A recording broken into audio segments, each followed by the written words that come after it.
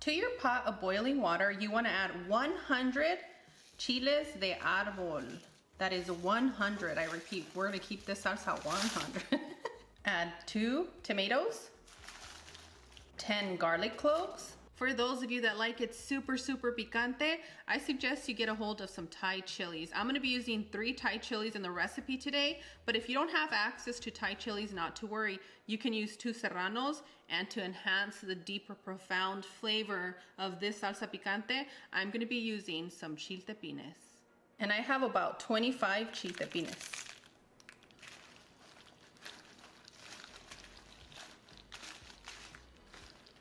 We're gonna boil our ingredients for about 10 to 15 minutes or until they're nice and soft. Go ahead and add all your ingredients into your blender. Add your salt. This salsa tends to take a lot of the salt, so start off with 1 tablespoon, taste it, and if you need a little bit more after you blend it, you can go ahead and add a little bit more, but don't go too heavy on the salt for this. And next, we wanna blend until smooth. Quick tip, if you're gonna be keeping this salsa in your refrigerator for longer than 5 days, you wanna add 1 tablespoon of vinegar. It's gonna change the flavor for you, but that means that you preserved it and you can keep it a little bit longer. But if you're gonna be making this salsa for your party that day or your family taco night, you guys can just use it as it is. And boom, done.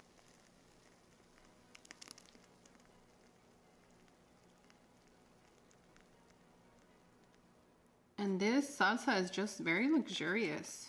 You can freeze this salsa if you make a big batch and it's just you, but it's not gonna last long if you have a big family. It gets addictive because of the spiciness, but it's smooth. If you want a chunkier salsa, just use less water, but this is about the perfect consistency for your salsa picante. And it makes a great gift if you just put in a mason jar and a cute little lid and write your name on there. It's just beautiful. Thank you, sister. You're so sweet. I'm gonna need somebody very special.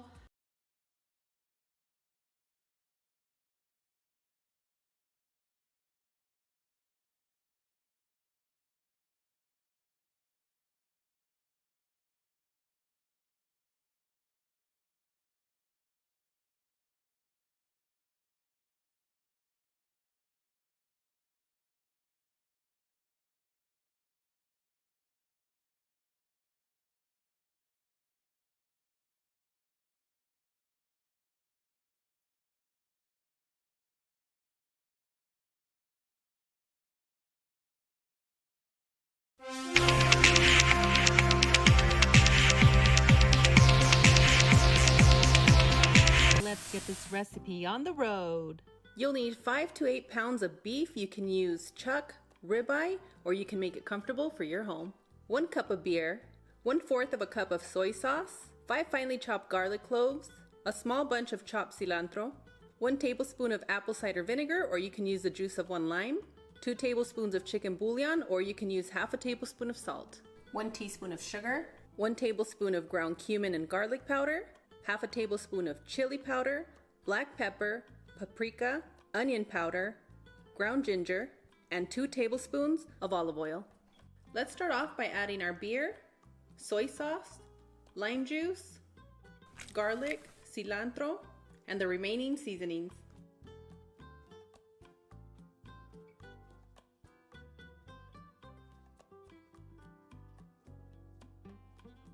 And now you just want to combine all your ingredients.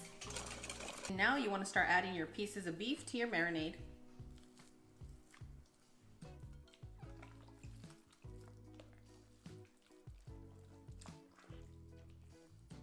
For best flavor, allow your beef to marinate overnight, but you can get away with marinating it for 1 hour.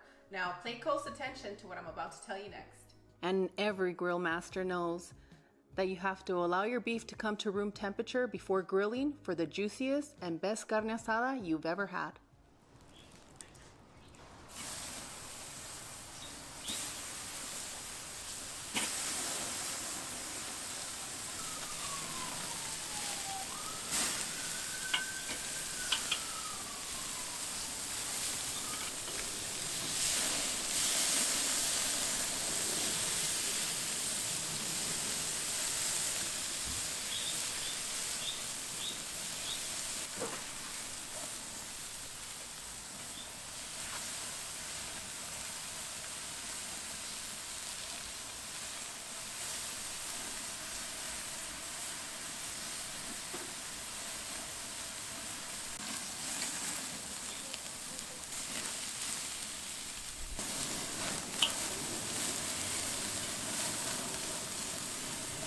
Once you allow your beef to rest for 10 to 15 minutes, you want to start chopping it up.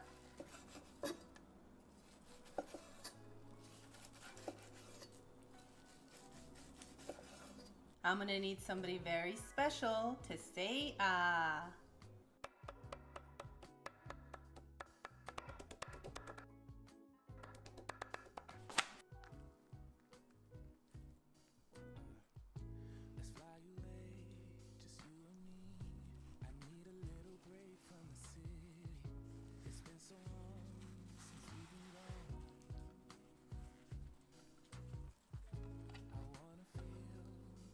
Now, who's ready for a big bite?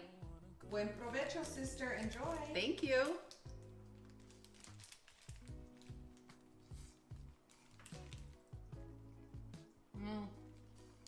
Absolutely delicious.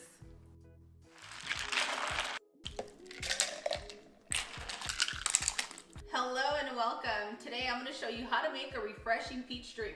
By the end of this video, each and every one of you is going to know how to work with your peaches and make an on-the-go drink or a super delicious iced treat. And friends, that's going to save you and me a lot of money. Let's get this recipe on the road. You'll need 6 peaches, 1 carton of raspberries, 6 cups of water, half a carton of apple juice concentrate, and your desired amount of ice. Let's start off by cutting our peaches and removing the seed.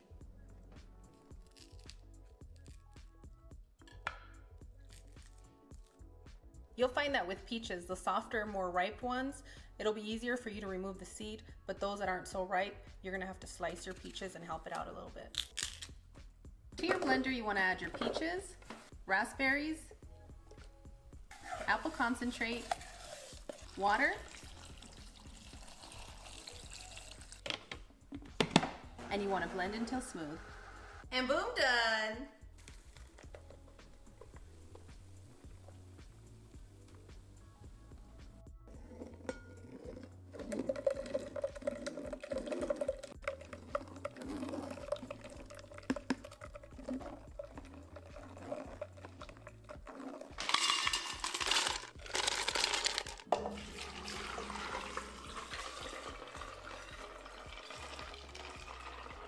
Optional but not necessary, you can add a few chopped peaches into your peach drink.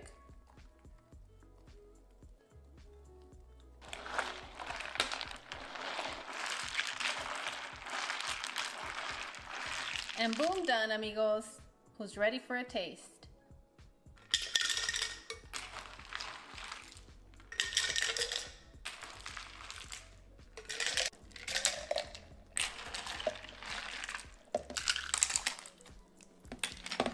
And here is the mom drink on the go. Now let me show you what I do for the boys.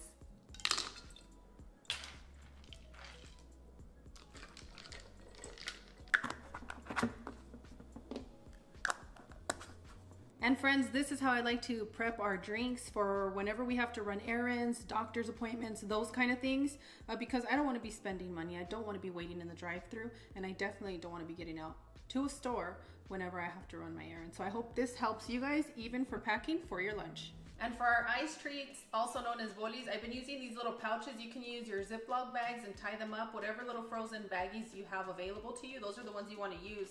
I like these because I can wash them and reuse them. How do you know when to stop filling up the bag? I kind of keep about an inch because whenever I'm sealing it, everything, if I come all the way to the top, it'll just pour out. So I keep about an inch from the top. Got it. I really like these because they're great for not just a icy treat, but also if you're in the car and you know that your kids like to spill and those kind of things, these are really easy. You can actually put a straw right through it and you're all set.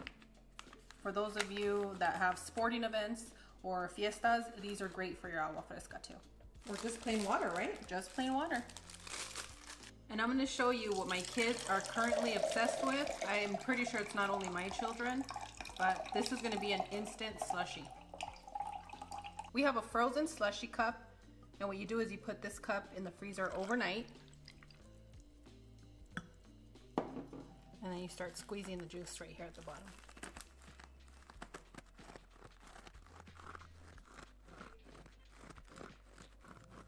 And just keep squishing until you get a nice, delicious slushy just like this. And this cup comes with a straw and a spoon. And I'm gonna need somebody very special to say ah. And I do have a few tips for you. One is have a lot of fun when you're making this recipe, and the other one is use 1 peach per 1 cup of water when you're making this recipe, because I know that there's a lot of you that are just, you know, empty nesters, and that's okay. You can still enjoy this drink. Just don't go too heavy on the raspberry. And if you don't have the fruit juice concentrate, not to worry, you can use a little bit of apple juice, and your flavor is just gonna be spectacular. I'm lost for words because I think this is gonna be one of your guys' favorite drinks that we make this year. How do I know? Because my kids have been asking me a lot for this one. All right, friends, it's time for me to cool off because Cloud and I are closer to the sun and it gets very hot up here.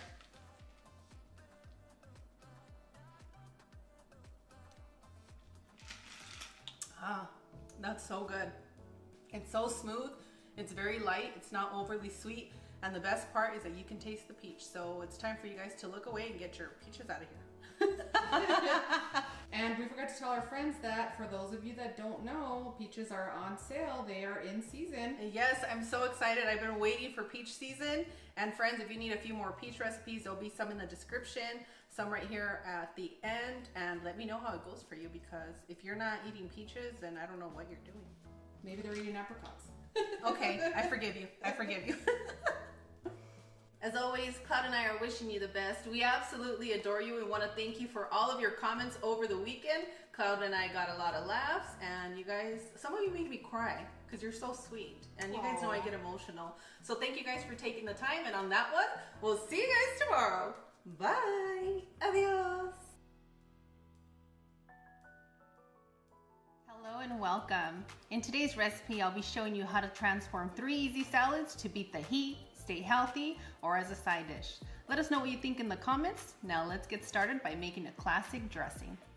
You want to start off with some minced anchovies. And I know some of you that haven't had anchovies are like, ugh, fishy. No, it's more of a salty, and it doesn't have so much of the fishy scent or flavor. I was going to ask. You were? Yeah.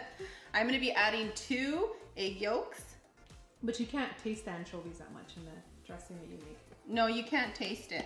I'm gonna add my garlic. And today I'm using fancy salt. It's called Malden seasoned salt. I love it. If you guys see this, purchase it. It is perfect. Ideally, you wanna use Dijon mustard, but since I have Cloud recording today, I am gonna impress her by using some grainy mustard. I'm impressed. Nay, I know you're watching. I know you like that too, girl. So good. Worcestershire sauce. And if I said that wrong, I'm sorry. I don't think anybody knows how to say it. Black pepper and some lemon juice. And start mixing. Next, you want to add your olive oil, and you want to have some strength while you're mixing. And add it gradually. Cloud, what's your favorite type of oil? Oh boy, that's tricky. It's gonna be avocado oil and olive oil. Sorry, I can't choose but those 2. Those 2? Let us know in the comments what your favorite oil is. Mine is mamey because it works to moisturize your skin. I thought you meant for cooking. I didn't mean for your body. I meant any kind of oil. No, then in that case, sesame seed. I'm surprised you didn't say coconut oil. She can't decide. Inappropriate. Once you're done combining your ingredients, go ahead and add half of the portion of your Parmesan cheese. Oh my goodness. Look at how beautiful that crumble is. So delicious. That's why you want to go light on your salt, because this cheese is going to give you the saltiness that we all love.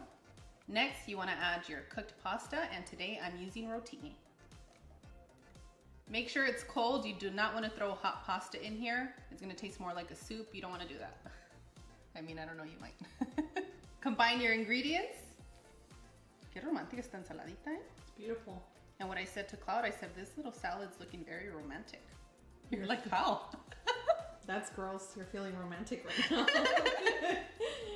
I love it. I love it. Add your romaine lettuce. Sprinkle the remaining Parmesan cheese. Combine one more time. I can't resist. I'm going to have to taste this right now. And when you serve this dish, you can add a few little croutons right on the outer parts. I'm going to need someone very special to say, ah. For our bacon and blue cheese salad, you're going to need blue cheese and pre-cooked bacon, juicy tomatoes, and if you don't like tomatoes, you can use a red bell pepper. Add your cubed cucumbers, thinly sliced purple onion, and you know, if you don't have purple onion, make it comfortable for your home. Cilantro, candied walnuts. I'm gonna be squeezing half a key lime in here. And some ranch. And now just toss your salad and combine all those ingredients. I like to use butter lettuce right at the edge of my plate, and then you can add your mixture of your salad so that you can have quick and easy lettuce wraps. And boom, done amigos, we have a delicious blue cheese bacon salad. I have stacks, friends, and these stacks, well, this stack is called a leafy green lettuce stack, okay? So just give it a quick chop. Boom, boom, boom, and let me hear you say, ayo, ayo. Place it in your bowl. These recipes can be doubled or tripled, right, for the week? They sure can. This is my go-to salad, the one that you guys keep asking me for on Instagram. This is my favorite salad, and I eat this 3 times out of the week. If not more. Hey, nobody needs to know this right now, okay? Hey, I benefit from it too. Howdy, neighbor. You do. You guys can actually, if you guys were our neighbors, you can see me walking over to Clouds and taking her a salad like at 6 p.m. Hey, you want a salad? And I always say yes. I'm grateful. Add your cucumbers, and you know I'm a fan of cucumbers, so I add a lot. Cilantro, raisins, and if you don't like raisins, you can use craisins, currants. Pumpkin seeds have a lot of benefits for your body. You need to be eating these often. I don't even want to say it because I'm going to scare you guys, and I don't want to do that. I always tend to do that. So go ahead and sprinkle some pumpkin seeds.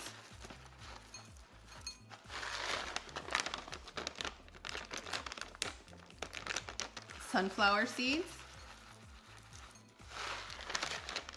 For anybody that eats food, this is a must in your pantries. The amount of vitamins that are in here are essential, and look at that. A lot of B vitamins, zinc, just about everything that you need, minus A, I think, and we said, which one was the other one? D, I believe. And D. Does it have vitamin D? I think A and D is what is missing. It might be, but nope, we have vitamin D. Oh, nice. We're all set. Vitamin C? Vitamin C, let's see, guys. Yep. Nice. So we have vitamin A. We have B, magnesium, and you guys need that. You said that you would take this with you if you only have one item to take from your pantry? Yeah, if I was on a deserted island and they told me you can only take a few things, this would be one of them. I said the used chili oil. I'm gonna season my coconut with it, the fish. You're wild. You're wild. But let me show you how I like to layer this, okay? This is how I like to layer it because a nutritional yeast will stick to it and it just combines differently. Now, if I were to mix a nutritional yeast in here, it just tastes different. I don't know, my taste buds know. So go ahead and add your ranch. And don't go over 2 tablespoons, max, okay? Per person. Obviously, you can use a little bit less, but 2 seems to work for me. Squeeze your key lime in here, your citrus, and then we're gonna make it rain nutritional yeast. Yummy. I know that's a lot, but I love it. I'd rather have healthy calories than the times when I just sit there and eat a whole bag of chips, but you guys don't want to hear that. And boom, done with the salad, but I'm gonna show you how I love to pair this salad. Set your pan on a medium heat and add enough oil to coat the bottom of your pan. And all I did to our salmon is sprinkle some salt. And I am using that Meldon sea salt flakes. So lovely. Go ahead and place skin side down. Woo! My favorite kind of fish is salmon. Currently, that's all I want to eat, salmon, girl. I'm gonna cook the skin side 2 minutes. And then I'm gonna turn it over and cook the top part for about a minute. And that should be just enough time to get everything cooked thoroughly. And we still keep that nice, delicious, juicy flavor that we love from salmon. And you can see this fish is already asking us, cook halfway, to turn it over.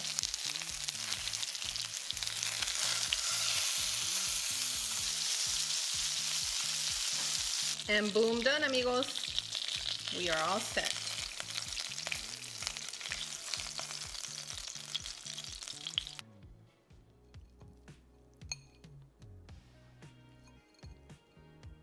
Say ah.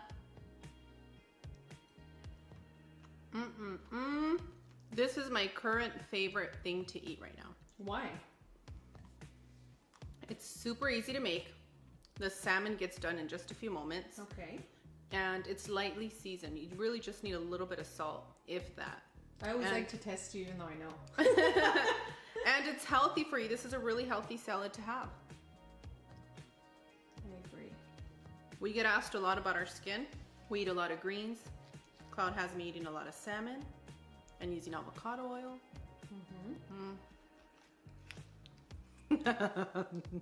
I love to eat the salad late at night. I know you shouldn't eat it late at night, but if you do eat a salad, and the reason I like this salad is because it takes me about 20 to 30 minutes to eat, and I'm texting with my friends or with you guys on IG, and or when I'm gaming, in between gaming I get to take a bite. So it's just a really fun salad to eat. And I'm Cloud9 if you guys want to find me for my gaming. Cloud9? Yes. Add me on. Are you going to put the link in the description? No. Hello and welcome. Today I'm going to show you how to make a refreshing cucumber salsa. And if you stick around to the end, I'm going to show you how to transform this salsa for your tacos. You'll need 3 cucumbers, 1 purple onion, 4 tomatillos, the juice of 3 key limes, 1 serrano, 5 chiltepines, or you can use 3 chiles de árbol, 1/4 cup of water, half a bunch of cilantro, half a tablespoon of salt, and I highly recommend you have this salsa with your Doritos. Let's start by peeling our cucumber and chopping them into smaller pieces. And you want to make sure that you're chopping your cucumbers into small little bits. You don't want a chunky cucumber, okay? It's not that kind of salsa today. You want to make sure you're slicing your onion very thin, and you're going to chop it into small, tiny little bits. You're going to take 2 of your tomatillos and you're going to slice them into smaller little bits. The other 2 will be going into the blender, and I'll show you what to do in just a moment. And for those of you that don't have access to tomatillo at the moment, you can use tomatoes. But when you get a chance to get tomatillos, go ahead and use that. You can even use the ones in a can. Perfect for this recipe. Go ahead and place all those ingredients. So what we have in the bowl, we have our cucumbers, 2 tomatillos, and 1 medium onion, chopped really fine, just like You've Club. And just place it in here. If you don't have purple onion, that's okay. You can use whatever onion you have on hand, but I definitely suggest the purple one because it really enhances the flavor of this recipe. Take your tomatillos and add them to the blender. Your serrano, if you don't want to handle the spice of the serrano, which this one, based on the curve, is pretty much going to come for you, you can use your jalapeno. Add your water. You can use your desired amount of chiltepines or chiles de árbol. Your cilantro. And I'm using a lot because I think it just tastes great with this recipe. It's really going to be up to you. I'm using the juice of 3 key limes, so if you're using the big limes, you can use 1 or 2. And for your lemon, just use 1. Your salt. And make sure to be very careful with the way that you're using your salt. You might want to add 1 full teaspoon and then taste it and adjust, because sometimes if you go really heavy with your salt, it's going to get way too salty, but especially with this recipe. And as far as the pepper goes, it does enhance the spice and the flavor. So if you don't like spice, do not use pepper in this particular recipe. And now you want to blend until smooth. That'll be about 30 to 40 seconds. And boom, done. And pour your blended ingredients right on in. Just make sure you combine your ingredients well. This also tastes best fresh or the next day. Hey, I'm not playing. It even tastes good the 3rd day. It's so good. It's so refreshing. And now it's time for a taste. And the beautiful thing about this salsa is that you can have as much as you want. Super light, super refreshing. And I do recommend that you have this salsa with Doritos. You can have it with any kind of chips, yes, but when you have it with Doritos, you're gonna know what I'm talking about, and please come back and let me know what you think. I doubted you for a second until I had it with Doritos. Well, Cloud, if there's something about snacking, your sister's gonna figure it out, okay? I get my wolfing hour where I have to munch, and this is pretty light for me. And I love cucumbers. This is a win. I'm gonna need somebody very special to say Now, for those of you that would like to transform this salsa for your tacos, you're gonna need some corn. You can roast your corn, you can use frozen corn, canned corn, it doesn't matter. Just get a hold of some corn. And then you just wanna add your corn into your salsa. Give that a good mix, and I'm gonna show you how to assemble a delicious taco. There's something about a natural green that just makes you feel so healthy when you're eating it, right? At least for me, that's the way I feel. It's my favorite color, so I like to see it on my plate. Really? I've grown very fond of green here in Colorado, and I love it. I don't know, I might be joining you. Yeah. Absolutely beautiful for a potluck, for your fiestas, for your church potluck competitions. Ooh, you know who I'm talking to. You guys have been winning, yeah. I'm so proud of you. Let me know how far you got in your contest. You can take a corn or a flour tortilla, and you're gonna place your carne asada right on top of there, okay? Which carne asada recipe is this one? This is a carne asada marinade that I meal prepped for us. Oh, from this weekend? Yeah. Came out so This is juicy. all the rave, this carne asada this weekend. It rained, so it took me a few days to get to it. I know I left you hanging the last night. It's okay, it's okay. I got it done. Next, you're gonna place your salsa. Sprinkle some cotija cheese. And boom, done. This taco right here is absolutely delicious, and I hope you guys try it and that you love it. Please come back and let us know. I'm so excited for this recipe. And I'm gonna need somebody very special to say Baby, you want to say hi to our friends? Hello. He's usually saying hi on Instagram, making tortillas with mom, but he does. You like that? Me too. I love this one. Here you go. Do you like it best in the tacos or with chips? With the tacos? Well, I get my munching hour and I like it with the chips and the tacos. I can't pick. I don't know, they're both great. You can use them for your tostadas. You can even eat this with a little bit of white rice. It's perfect on everything. That's right. It's so good. That's so amazing. Are you having a good summer, baby? You? So far, so good. What about you, Mom? I've been cooking a lot. You have. Every time I call, I'm cooking, I'm meal prepping, I'm cooking. I remember those days. What They're did fun. What did we make this weekend, baby? A lot of things. No, we didn't stop.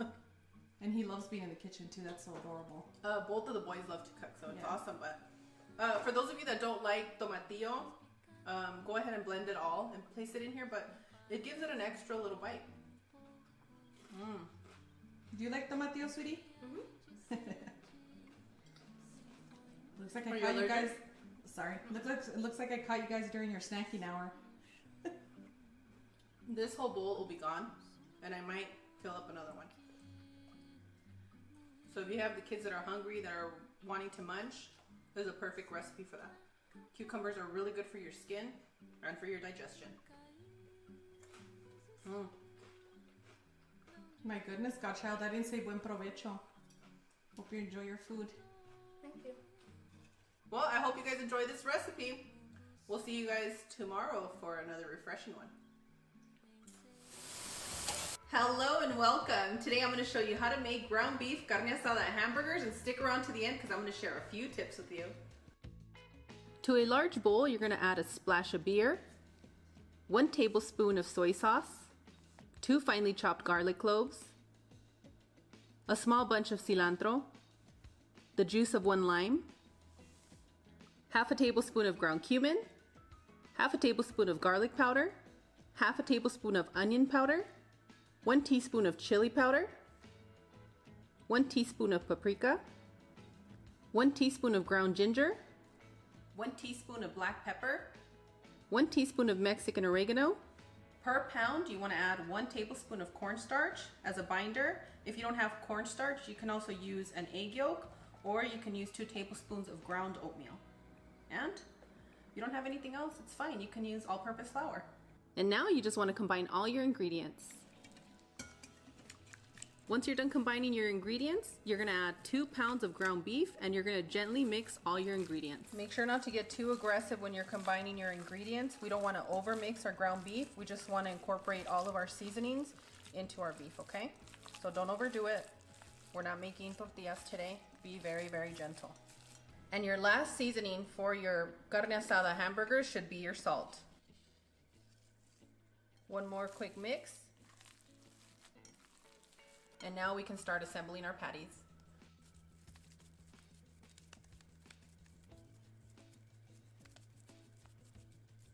So once you assemble your patty, you're gonna notice that when you're using store-bought ground beef, you end up having these little crevices. So just pinch a little bit and mold, okay?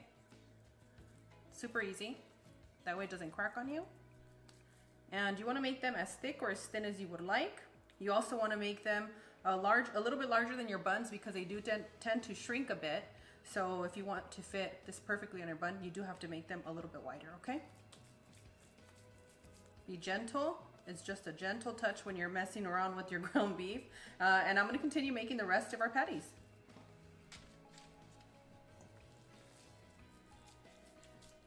The piece that we made down there is more of a double-double. That is for the hearty eaters, okay? So if you're not a hearty eater, you can definitely make these a lot thinner. Ooh, I almost forgot to tell you guys one thing. Leave it to me to forget, but you know, just in time.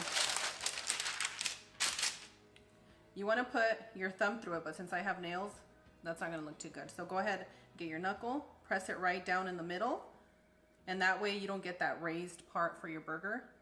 You know what I'm talking about? Wait, what? I never knew that. Really? No, definitely not. No, I was at my tío's carne asada and he never did that. But you're the fancy one of the family, so I pay attention to you. Oh, hush, hush, hush. So yeah, that's all you want to do. So when it cooks up, it'll allow for you to have a delicious flat patty instead of like the little spaceship. Yeah. The dome? Yeah. See? Like even here, I got a little crack. Just pinch it. Pinch it and you're going to be all set. Remember, you guys are not production machines. These are homemade burgers and those are the best burgers to have.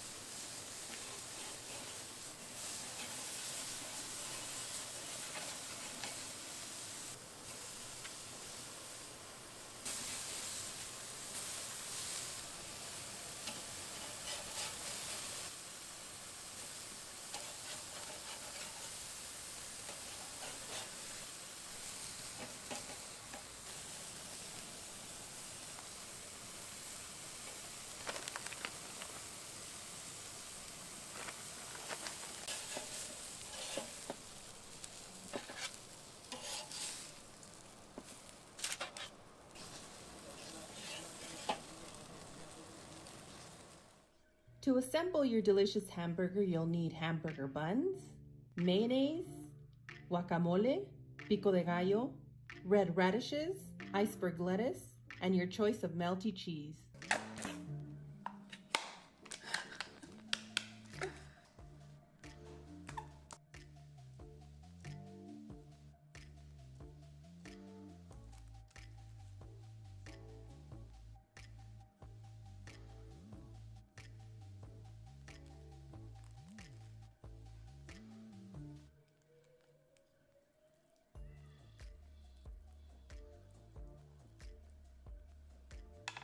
I personally love the way radishes taste with your guacamole. So go ahead and place your radishes with your guacamole. There will be no mom complaining that there isn't enough vegetables here today, okay? The mom's like, I don't want the vegetable today.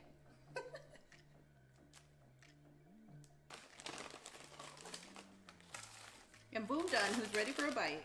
Before I take a delicious bite with you, I want to let you guys know that this ground beef can be used and topped over any kind of protein. You can use it for your tostadas, your tacos, over rice, baked potato, you name it. It's pretty versatile. As far as a flavor goes, you're gonna get an authentic taste to carne asada, and I think, you know, you're gonna be really happier because a lot of you have been saying that you're on a budget, and this is budget friendly.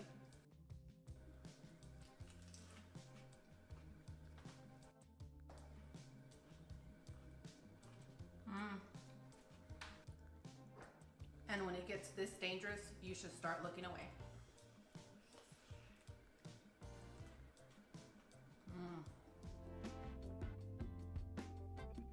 Hello and welcome. Today I'm going to show you how to make a California street food fruit cup, and by the end of this video you'll know how to make your own fruit cup, your chili paste to go with it, saving you and I a lot of money. Now let's get this recipe on the road. You'll need watermelon, pineapple, melon, cucumbers, mangoes, jicama, oranges. For your chili paste, you're gonna need key limes, Valentina hot sauce, tajin, some porritos chilito or Miguelito, salt, and your choice of chili powder. Let's start off by peeling our cucumbers. Oh, you're committing an actual sin against the culture right now. Ah, I thought you guys would have noticed. My goodness. Whoa, I almost called the elders. Don't do that. You don't want to do that. Cucumbers are my weakness. Refreshing, just like the Views Club. Ooh, Views Club. Your Tia Cloud gave you a compliment today. Someone's happy with you. It's been a year. Sorry, guys.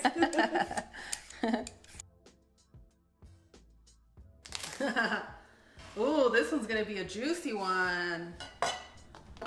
Make sure you give your sweetheart the heart of the watermelon. Well, thank you so much for that. Mmm. Did you pick this watermelon? I sure did. You did wonderful. While you were sneaking over there socializing. You know how it is. Oi, oi.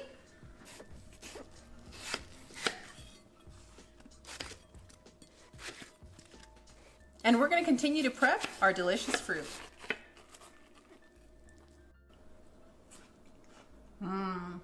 That's so juicy. It may not be the heart, but the butt's equally as good. It's so good and it's so sweet. I believe this watermelon I purchased is a chewy watermelon, but if you guys get a hold of the Yosemite watermelons, ooh, those are perfect. If you want to find real big mangoes, you have to go to your Mexican market. Look at, it's bigger than my hand. Wow. Hello to our friends at Mi Pueblo here in Denver. Saludos amigos in Commerce City. We love you guys so much. Saludos a Ruben in the meat market. He'll hook you up, guys, with the good stuff. And what do I mean by good stuff? Some chilorio from Sinaloa. The good bones. Yep, the good beef bone. All the best cuts of meat. All that goody stuff. Mm-hmm. It gets goody good at butchers. No? No. I mean, 40-year-olds don't watch Stranger Things, do they? You're hip. I guess I'm chill. We're kidding, guys. We know 40-year-olds are alive and well and young. Yeah, that's what I did. We watched Stranger Things over the weekend, the boys and I. And I don't know, those teenager kids had me crying in the show. I really got into it, you guys. You know I'm emotional.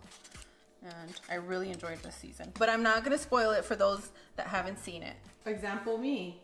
But I'm going to watch it before I cancel my membership.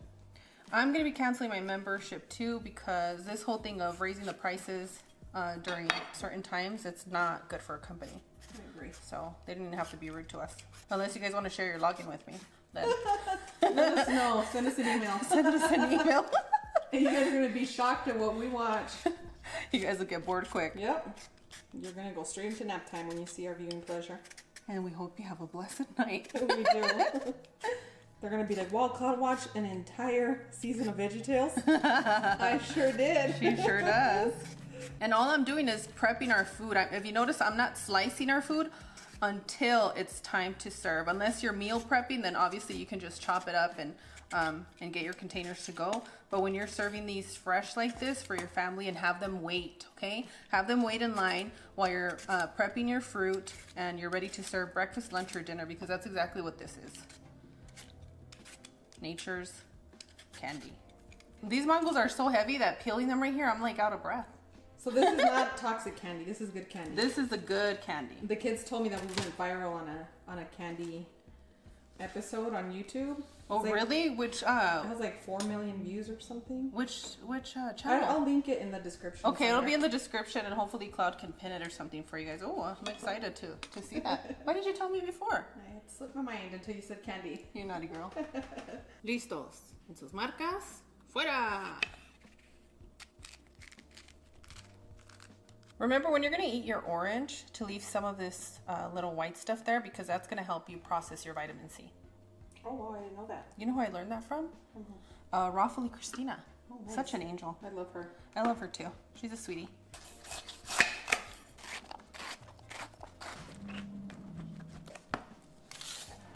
And boom, done. Oh, I love jicama. It smells so fresh. And once you start eating jicama, you'll notice, like within a week, if you eat it every day, you'll notice a change in your face and in your skin. That's right. It's kind of like watermelon. It has a lot of water. For our chili sauce, we're going to start off using equal amounts of chamoy and your favorite hot sauce. We're going to be using 1 to 2 tablespoons of tajin. It's really going to be up to you. 1 teaspoon of salt. And 1/4 of a cup of your favorite chili powder. Today I have guajillo and a little bit of chile de árbol. The juice of 2 key limes. Optional but not necessary, some sugar. And just keep mixing until all your ingredients are well combined. Oh, my mouth is watering. That smells so good. Ooh, so good, so good. And if you don't want to go through all the sauce making, that's okay. You can just buy this bottle. It's very similar and tastes great.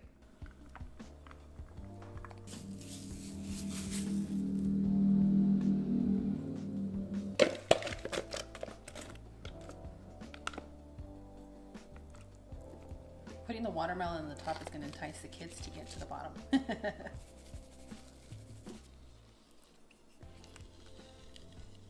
And now I'm going to show you the naughtiest, most delicious way that you can prepare this. Start with a little sprinkle of tajin, and then we're going to use, you know it, la marroca.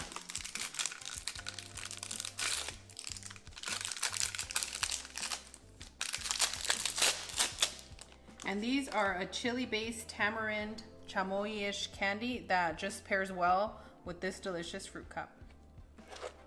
Drizzle your chili sauce, your lime juice, a little more tajin on the top, and boom, done. Who's ready for a taste? I'm gonna need somebody very special to say, well, you know I was gonna do that. There you go. Enjoy.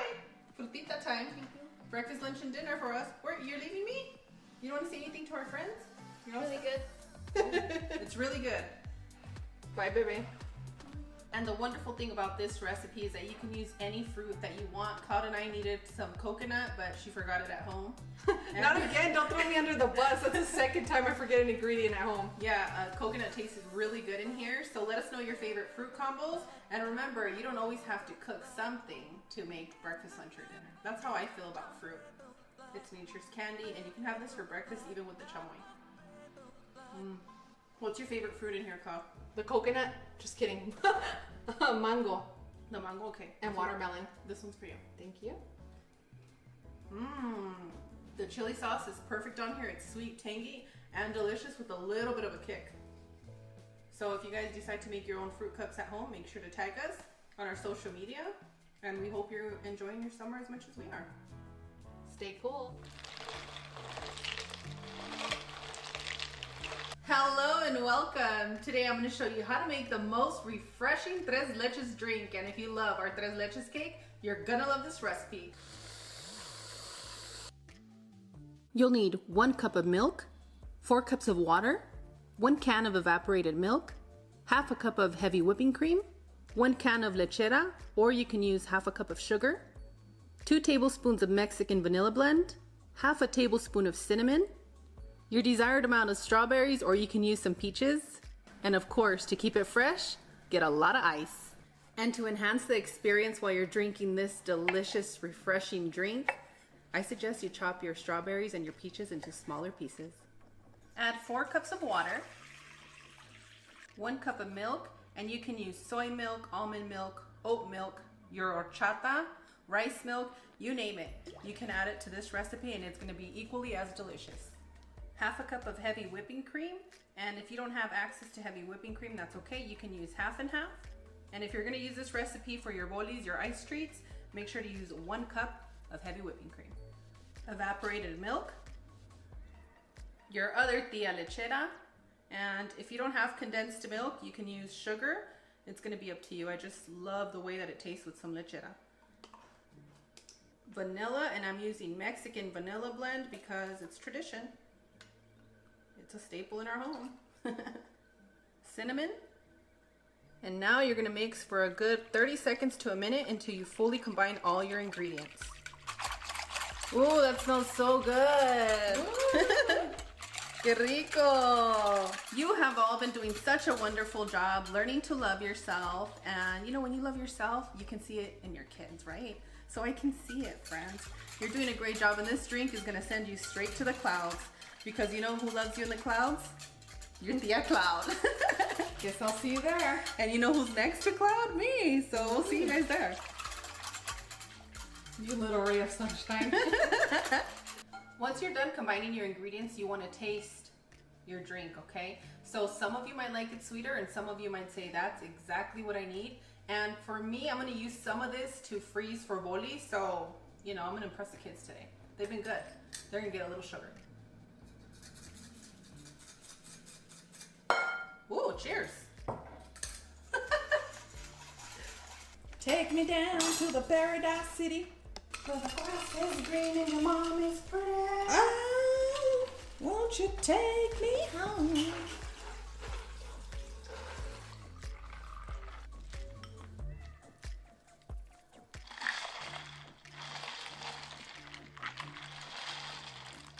And it's a home run, amigos. I'm so excited for you guys to try this recipe. It's absolutely delicious and perfect for this hot season. And for the holidays. And for your birthdays.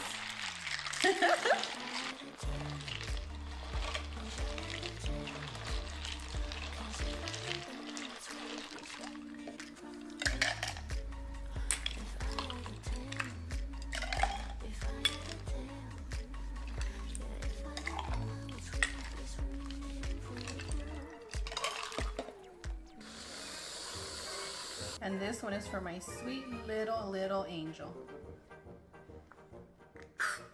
I'm gonna need somebody very special to say Wow, you're really smiling big today. Cheers, bebé. Salud. Provecho. Salud. You don't trust me? No, it's in the bottom. Mijo, that's when you don't trust somebody and you're from Sonora. Good Lord. You trust mommy. Don't skip out on adding a lot of strawberries. It really enhances the flavor of this drink. Bebe, what do you think? Can't read it. You can't rate it? Why? I want you to. It's too good. It's too good? All right, you can't rate it. It's that good. You know what I call that?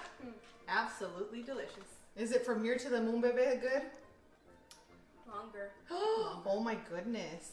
I thought the peach drink was going to be the 2022 like fresh drink that we all love. I don't know. It's going to be a tie between this one and the peach drink.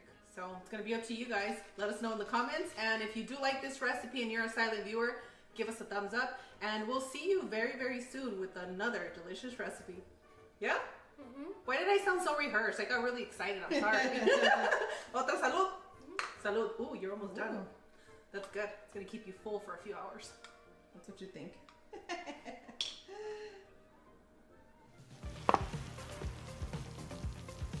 Hello and welcome to the Views Kitchen. On today's recipe, we're going to be making baked chicken with a creamy poblano sauce. Now let's go over the ingredients. The star of the show, some poblano peppers. Sometimes you find them at your store as pasilla, and some stores have them as chilaca. But if you see a pepper that looks green just like this, that's the pepper you want to choose. Pre-cooked and shredded chicken, heavy cream, mozzarella cheese, cotija cheese, finely chopped onion, and finely chopped garlic. A bunch of cilantro. Don't get scared, friends. I counted each stem just for you, and it's listed in the description area. Butter, chicken bouillon, black pepper, corn tortillas, and some pre-cooked rice. We're gonna roast our peppers until they're completely charred, and that should take us about 8 minutes.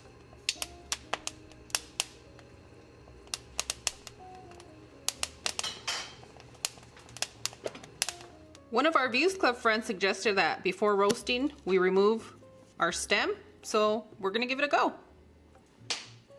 After 4 minutes, you're gonna see that they're nice and roasted, and we're gonna flip. They're not just nice and roasted, it smells so divine in here. There's like a floral scent, right? Val's just nodding over here, guys. She's still drinking some coffee. How's your coffee, honey? It's great.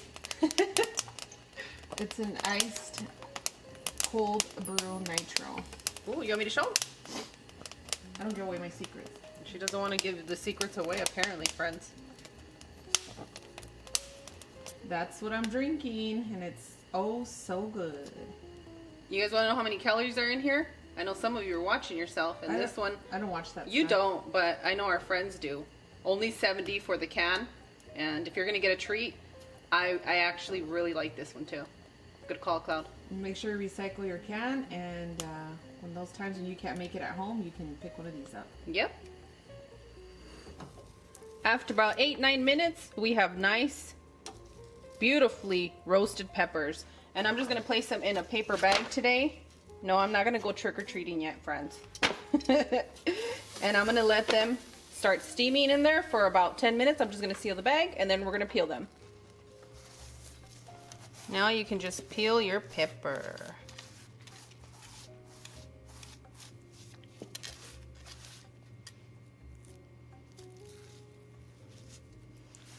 And if you guys like to take your time and do this to peel, go ahead.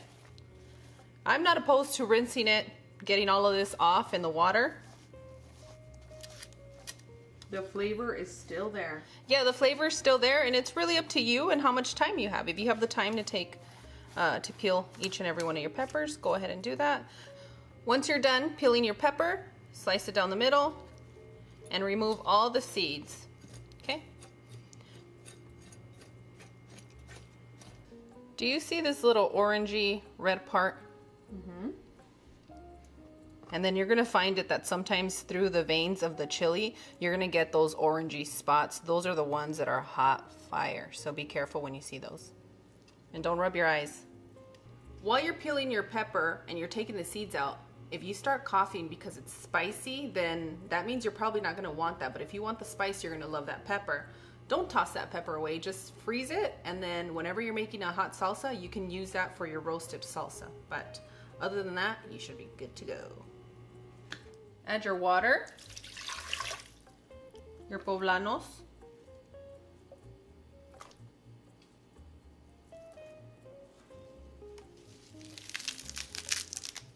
your cilantro, and we're gonna blend till smooth.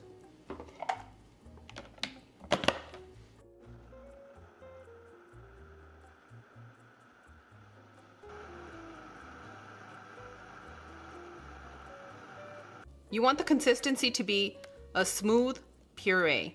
If you have a blender that doesn't puree, just like this, you're gonna have to run it through a strainer, okay? Pan's on a medium heat, and I added a little bit of oil, and we're just gonna saute our onions and our garlic.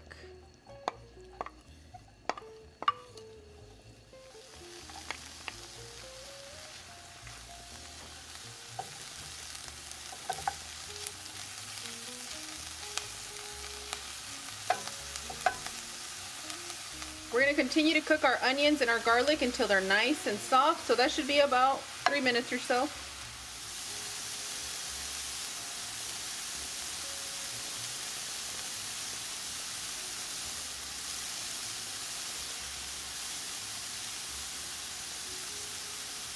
After 3 minutes, you're going to add your butter.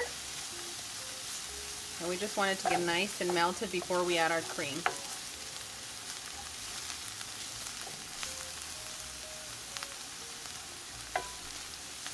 Warm up a corn tortilla, place this little combination we have here, and boom, done. So good. A quick onion taco. A quick onion taco, yummy. Okay, once your butter melts, you're gonna add your heavy cream.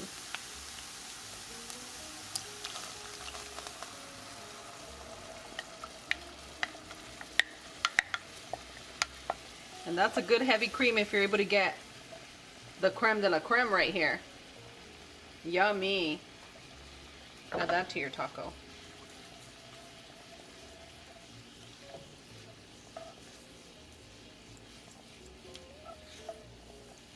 Add your chili blend.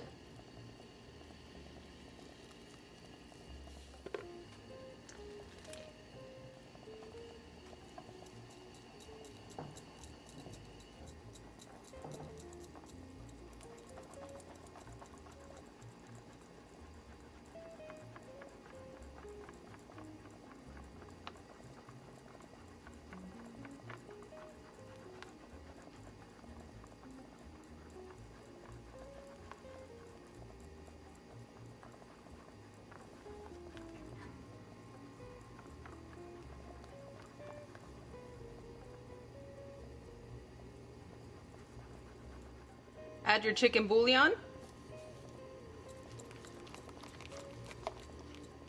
your black pepper,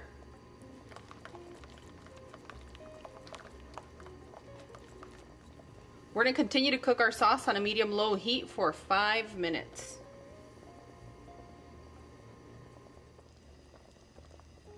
After about 5-6 minutes, you're going to turn your burner off and you're going to add your cotija cheese.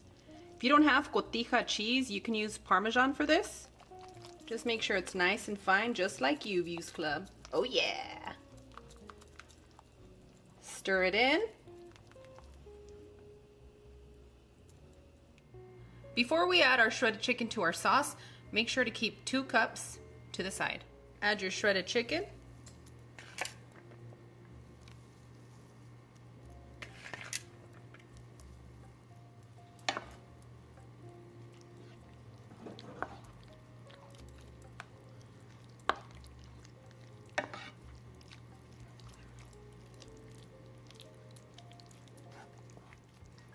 That right there smells so good.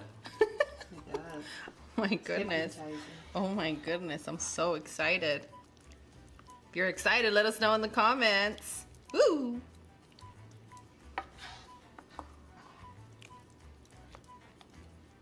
Now we're just gonna set this pan to the side so we can begin layering. Slice your tortillas.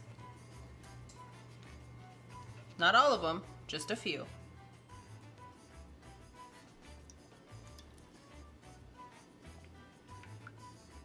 Your sauce, and then you're gonna add your tortillas.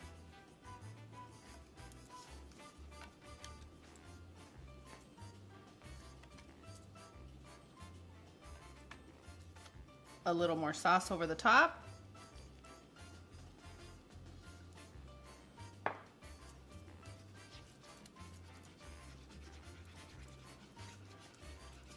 The tortillas I'm using today are really strong. I didn't need to fry them, but if you have some of the tortillas that are softer, for example the Guerrero, I would definitely suggest you frying them a few seconds like we do for enchiladas before placing them in here.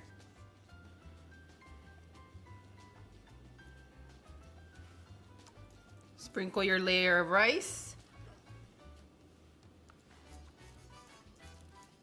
Press it down and just fill the little gaps with some more rice.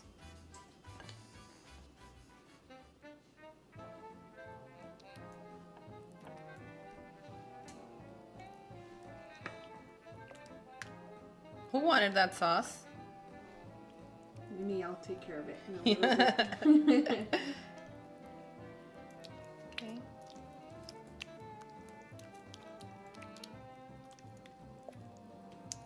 Now you're going to sprinkle some cheese.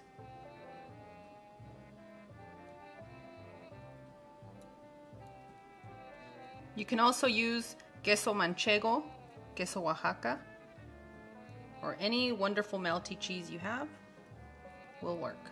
Now I'm gonna redo the same layering one more time.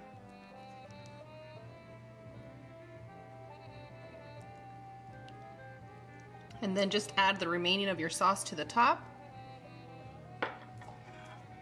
Smooth it out.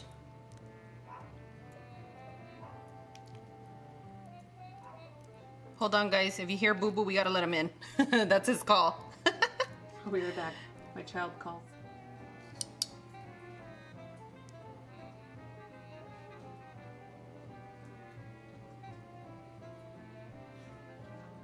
And this is optional. I have a roasted pepper that I thinly sliced, and I'm just gonna sprinkle them over the top.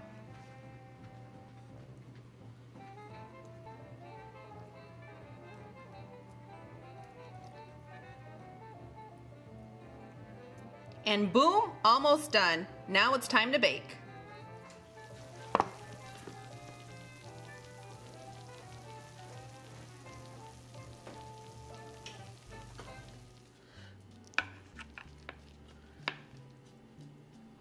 Make sure you wait about 10 minutes before you dig in, okay, friends?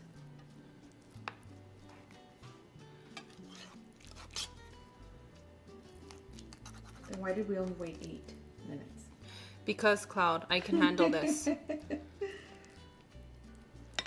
Ooh, yes. And I do want a big piece.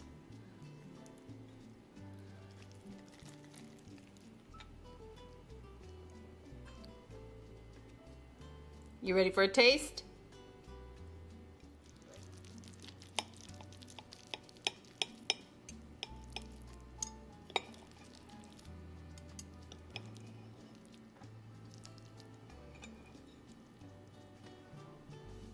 Say ah.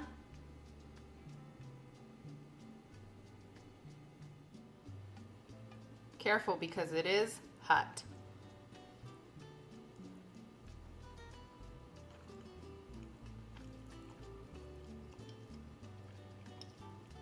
That is so good. That is so good. Friends, if you've ever had camarones culichis, we have a recipe here on the channel.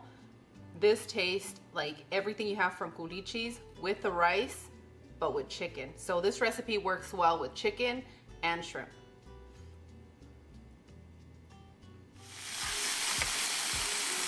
Hello and welcome. Today I'm going to show you how to make red Mexican street corn, and by the end of this video, you're going to know how to balance your spice levels, make your red sauce, and plate it 3 different ways. Now let's get this recipe on the road.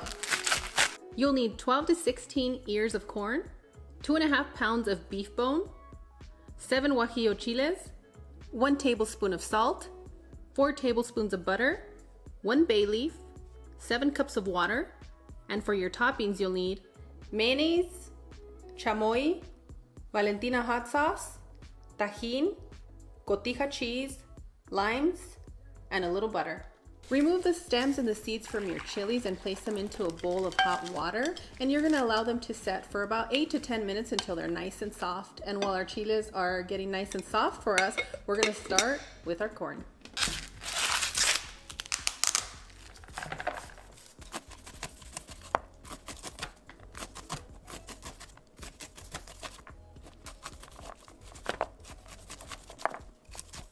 Now that we have our desired amount of corn kernels, I would love to go over the different types of chilies that you can use to balance your spice level for this recipe. Let's start off with our chile chiltepin. And chiltepines are from Sonora area, and you can distinguish them because they're round and they had a little bit of a rattle to them. Next, you have your chiles de árbol, which are very, very long and thin. And don't get confused with it. It's not as spicy as your chiltepin, but it definitely adds a real big kick. Here we have chiles pequin. And you're gonna recognize these because they have a more oval shape and they're less spicier than the other chiles that we have here.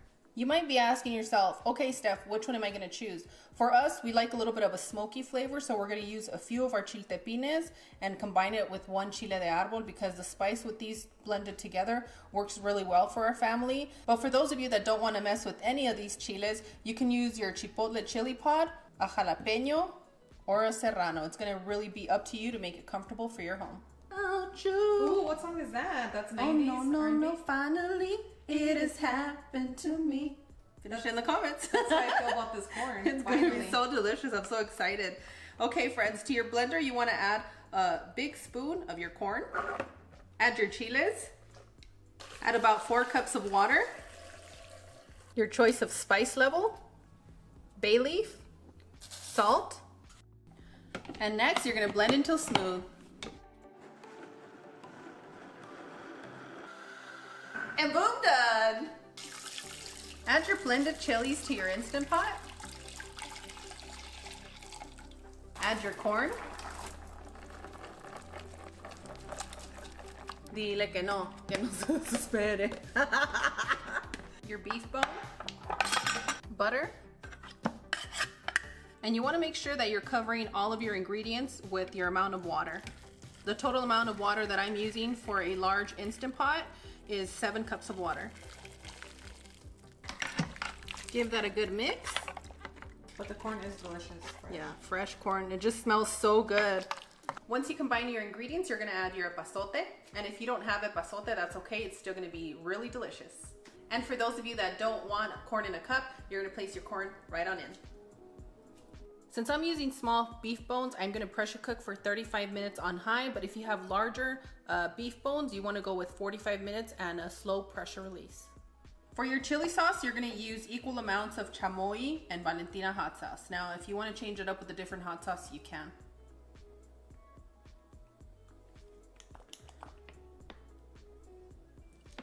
And you want to squeeze the juice of 1 to 2 key limes and adjust the tartness to taste. You can also add a little bit of tajin.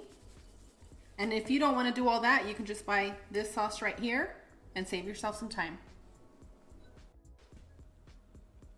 And if you like a little sweetness in your sauce, you can use some Miguelito or some Forritos Chilito.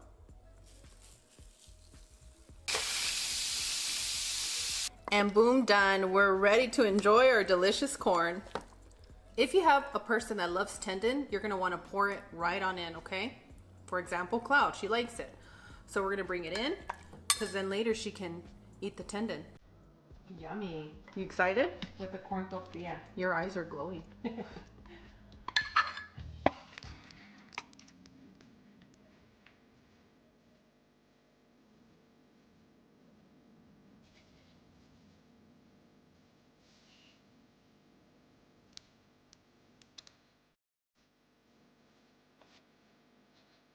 And boom, done. Who's ready for a taste?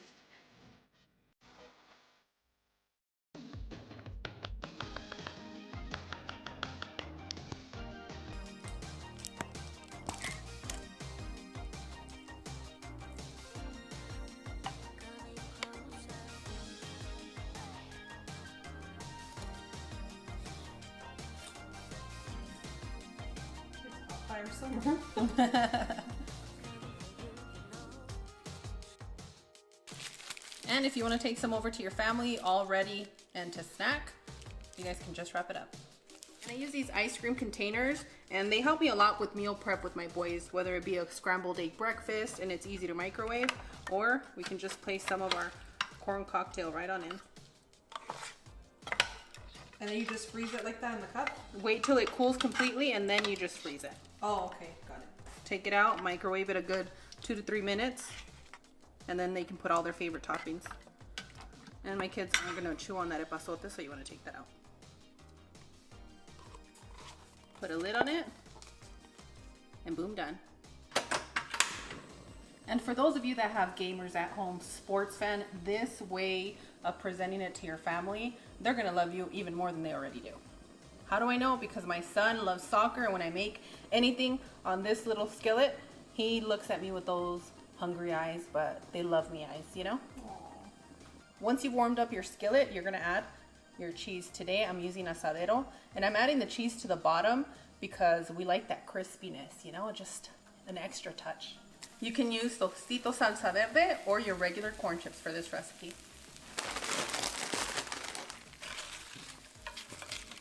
Add some delicious nacho cheese, your corn,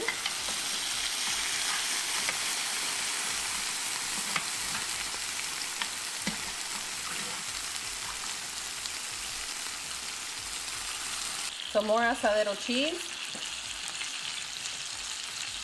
cotija, the chili sauce, tajin, and some lime.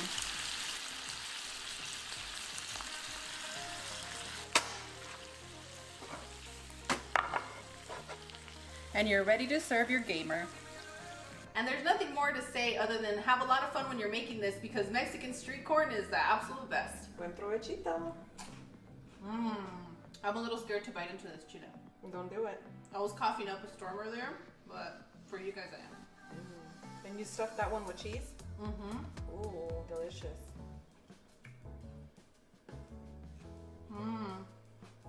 Oh wow. It's time for you guys to look away because I love corn and it's gonna get dangerous. Like really dangerous. Hello and welcome. Today I'm gonna show you a recipe that's over 100 years old. For this recipe, you're gonna need 4 cups of hot water and you're gonna need some extra hot water for your chiles. 7 guajillo chilies and 2 ancho chiles. Make sure to remove the stems and the seeds. And what you wanna do is you wanna add some hot water and you wanna soak them for about 10 minutes until they're nice and soft.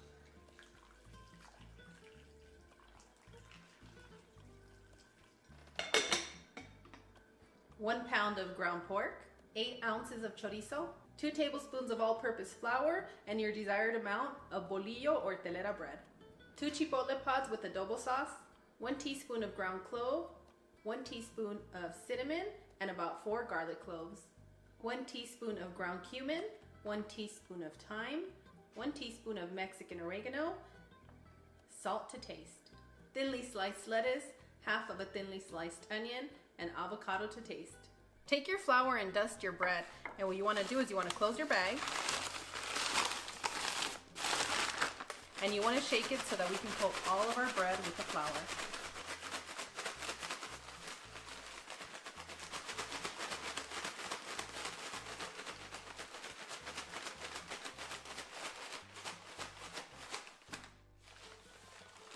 And your bread should look like this. Take your softened chiles and add them to your blender. Add your water, ground cumin, thyme, Mexican oregano, garlic, cinnamon, ground clove, chipotle, and if you want it really spicy, then you can add 4 chipotles. And don't forget your adobo sauce. And now you want to blend until smooth. And boom, done! Place your burner on a medium heat and allow it to heat up for about 2 minutes. After 2 minutes, you're going to go ahead and add your ground pork. Continue to cook your pork for another 3 to 4 minutes. After about 4 minutes, you want to make a little well in the center of your pot and you're going to add your chorizo. Combine all your ingredients. Set your burner on a medium heat and continue to cook for another 4 minutes. Give or take about 4 to 5 minutes, you're going to add your blended sauce.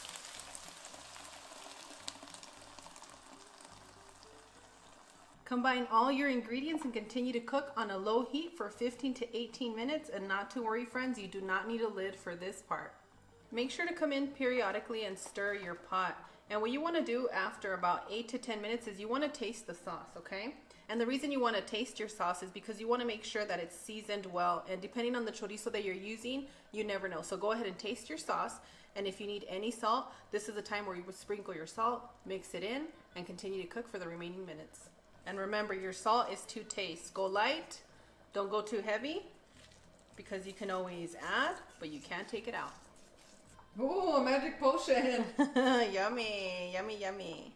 And you don't need to add chicken bouillon in here because the spices take care of all the flavoring and all that, right? This is a well-seasoned dish. You do not need chicken bouillon unless you're addicted. That's a different story, and that's to taste. And you can sprinkle it right on. You sure can.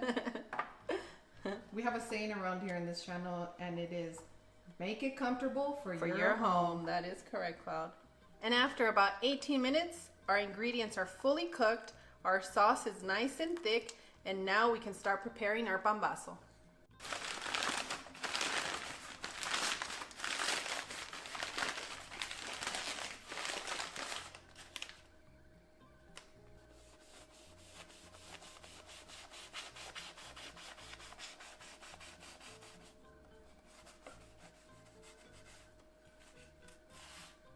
Take your lettuce and add it to the bottom of your pambazo. Next, you're going to add your desired amount of onions, your thinly sliced avocado. And for this version, you don't need the cheese, right? You do not need the cheese. You have enough fat from your avocado. Oh, okay. That makes sense. Yummy. And next, you're going to pour your filling right over the top.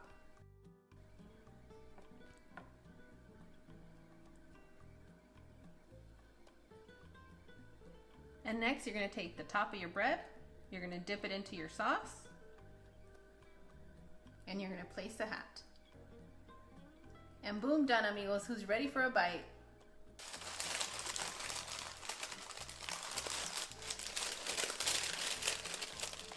I'm gonna need somebody very special to say ah. Amigos, regardless of what recipe you choose to make, it's gonna be sloppy. So just enjoy it, okay? It's like eating tacos, it doesn't matter. Just dig in. And once I dig in, just look away after because it's gonna get dangerous. Buen provecho. Thank you.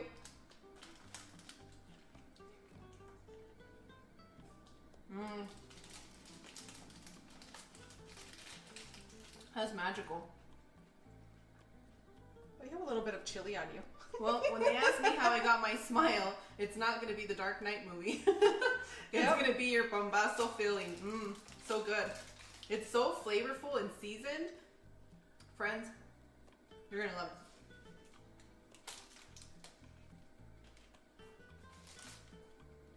it. And this is why we cook our street foods at home, because it gets dangerous. You have sauce there. You do look like the Joker right now, and I love it. Oh my gosh. But you're the sweet angel, little Joker, if one existed. Thank you. I love when you clown on me anyway. I just hit a pocket of flavor that burst in my mouth. So friends, when you guys try this recipe, please come back and let me know how you enjoyed it. And if for some reason you got a smile from this bombazo, go ahead and tag me on Instagram. I would love to repost you on our channel or on our page. Or both. Channel or both. We'll put you guys here next. But yeah, this is a winner for sure. Hello and welcome, amigos. Happy National Burrito Day. And today I'm going to be making you a guisado burrito. And if you don't know what a guisado is, keep watching. For today's guisado, you're going to need 1 to 2 pounds of ground beef. And if you don't have ground beef, you can use ground chicken. So go ahead and add 1 teaspoon of ground cumin, your desired amount of black pepper.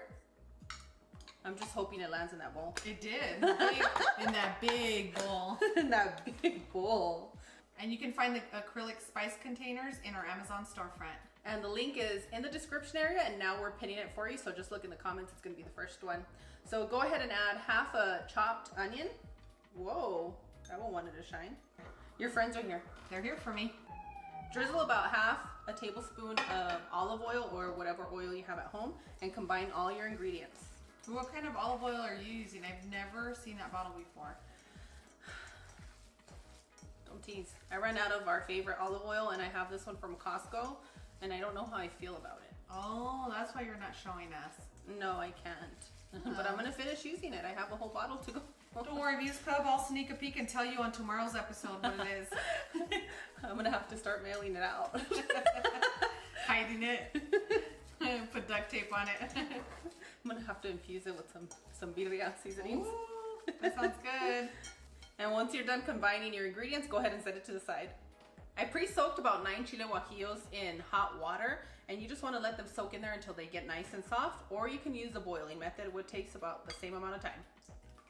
I'm going to use a little bit of this water so we can blend. You want to add 2 roasted tomatoes and 2 roasted garlics. And for those of you that like spice in your food, you can add some chile de árbol, and that's gonna be up to you because I've been known to make really spicy salsa to the point where my family doesn't want to talk to me. That happened to me recently. Thanks for the warning, little girl. You got me good. And now you're gonna blend until smooth. And boom, done, amigos. Place your burner on a medium heat and drizzle a little bit of oil, and then you're gonna add your ground beef. And the reason I'm using my hands to put the beef in is because it's authentic that way. I'm just kidding. You're able to crumble up that meat. Yeah. You wash your hands a lot, and I'm grateful for that. I have counted one time how many times I washed my hands, and it was like 25 or something, bro. Well, because you're always in the kitchen. That's right. Continue to cook your ground beef on that medium heat for another 4 to 5 minutes, and just start breaking down your ground beef. Once you've fully cooked your ground beef, you're gonna go ahead and add your pre-cooked potatoes. And if you like to use a microwave, you can chop up your potatoes and cook them for 8 minutes, or you can boil them for about 10 to 12 minutes. Add your blended chili sauce. I'm gonna use about 1.5 cups of water to shake off all the excess chili, and we're gonna pour it right on in. 1 to 2 tablespoons of chicken bouillon, and 1 tablespoon of Mexican oregano. Combine all your ingredients and continue to cook until you see that your sauce is thickened up a little bit. That should be anywhere from 13 to 15 minutes. Okay, amigos, we are all done here. I like my guisado a bit saucier because I like to dip my tortillas usually. But for those of you that don't want it so saucy, just use a little bit of less water, and I'll leave the suggestions in the description area. But we are ready to serve and make this burrito. I'm gonna warm up our flour tortilla. If you guys need a recipe, I have a lot here on YouTube. Look up Views on the Road tortillas. I try to help you differently in each one. They all have tips. To your tortilla, you want to add your favorite beans. Today I'm using pork beans, and I'll link it in the description area. Mexican rice, the star of the show. And I like my burritos this way with some cheddar.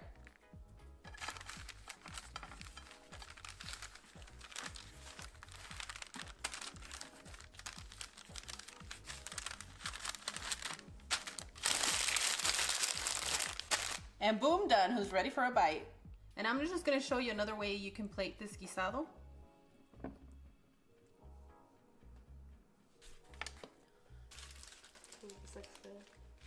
Buen provecho. I'm nervous. Let's see what you say for National Burrito Day. I was gonna say it's hot, but he can handle the heat. Take your time. Take your time, babe. Finish chewing. Mm. Steph, do you have any tips for us while he's chewing? No tips at all. This is a super easy recipe to make, and even if you haven't thawed out your ground beef, you know that you can still cook it. You know who I'm talking to. We do it all the time. The teenagers won't stress out. They don't take out their meat in time to defrost. Yeah, don't stress out. And if you guys need help on how to cook your beef when it's still frozen, let me know in the comments, and then I'll make a recipe specifically for you guys. With frozen beef. With frozen beef. It's good. It's very delicious and it's good and spicy. Oh, you like the spice in there? Yes. Why? I didn't know it's National Burrito Day. Nobody told me this. Well, I thought you like burritos, that you would know. This was a surprise for you, sweetie. Oh, I love surprise. Okay. Thank you, Mom. And I'm out.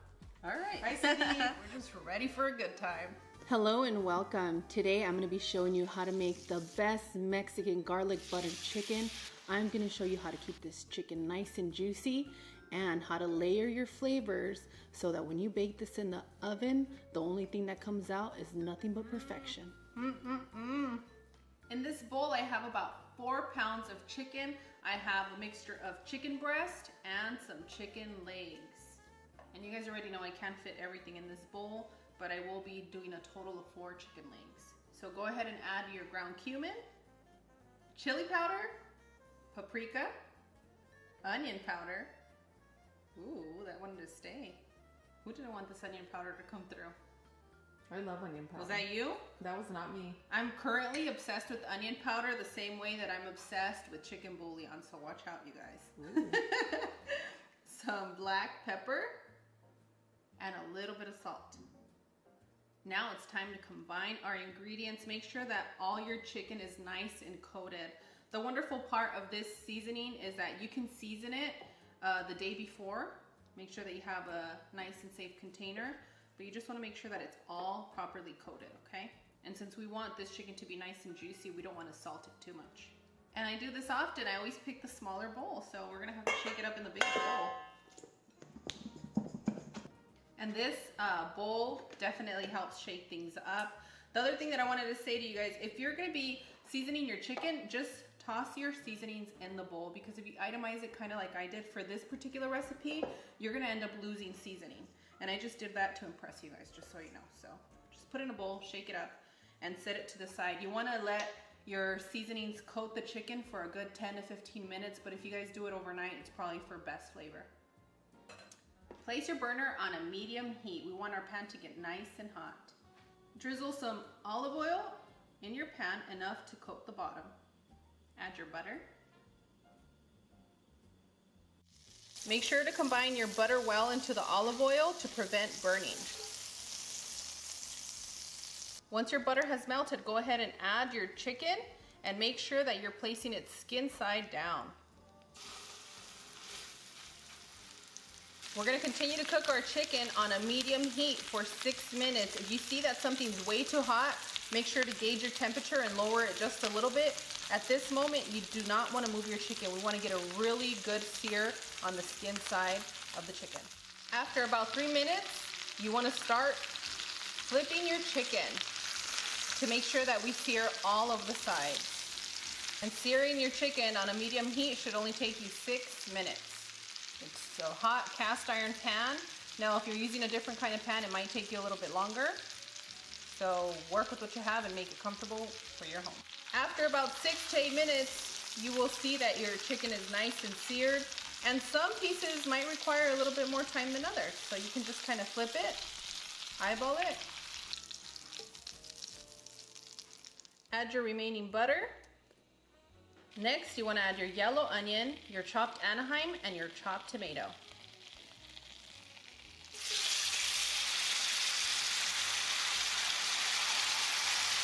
Next, I'm going to add my garlic, and all I did was just smash them a little bit with my knife on the cutting board. Combine all your ingredients and continue to cook on a medium to medium-low heat for 4 to 6 minutes until everything gets nice and soft. Next, you want to add your all-purpose flour. Combine that well. Should take you about 20 seconds to cook your flour into this buttery, delicious seasoned oil. And next, you want to add your tomato sauce. And allow that tomato sauce to cook for a good 30 to 40 seconds. And we are still on a medium heat. You smell that? Smells so good. Smells different. Once your tomato sauce cooks, it just gives you another layer of flavor. After about 45 seconds, you want to add your chicken broth. And what I did is I used a cup of warm water and added 1 tablespoon of chicken bouillon. That's a little brighter. Is that the natural one? That one is the natural one, yes. While you're mixing, you want to add your half and half. Now, for those of you that want it extra creamy, use half a cup of half and half a cup of heavy whipping cream. Combine all your ingredients with all the love that you want your family and loved ones to feel while you're going to feed them this delicious creamy chicken. I just have one song that comes to mind when you say that. What? Can you feel the love tonight? Oh, you're going to feel the love. I even left the garlics nice and whole for you because I know you're the garlic lover in this family. I appreciate you. I love garlic. So combine all your ingredients and continue to cook for about 2 minutes, okay? My burner is currently on a medium-low heat because I don't want this to splash everywhere on you guys, but I also want this to start cooking gently. We're letting our flavors know, hey, we're gonna slow it down. This is a slow dance. We want to brighten up the flavors in the chicken. We don't want this to be fully blasted because this is a dish that you make for those that you love. After 2 minutes, you want to add your Mexican oregano. And what I love about using Mexican oregano in this dish is that a lot of these type of dishes use white cooking wine, some little vinegary, tart, acidic flavor, and the acidity you get from the Mexican oregano is just perfect. Oh, okay. That's a good one to know. And you know what we have here? A bay leaf. So go ahead and add your bay leaf.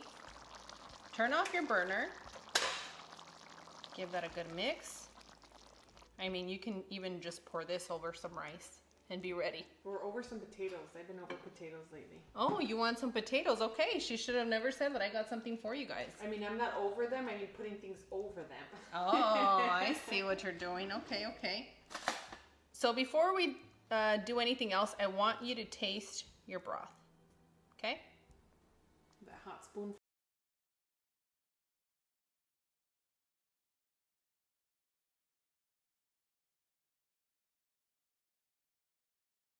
And this is where you want to taste the levels of salt in your dish. So if you're going to be adding a little bit more salt, go ahead and add your salt or your chicken bouillon. Mix your ingredients and cook it for a minimum of 2 minutes on a low heat and then taste the salt content of it. Now it's time to place our pieces of chicken into our pot. You want to place your pieces of chicken skin side up. So give that a quick little bath with our sauce. I'm thinking I would want papas in here.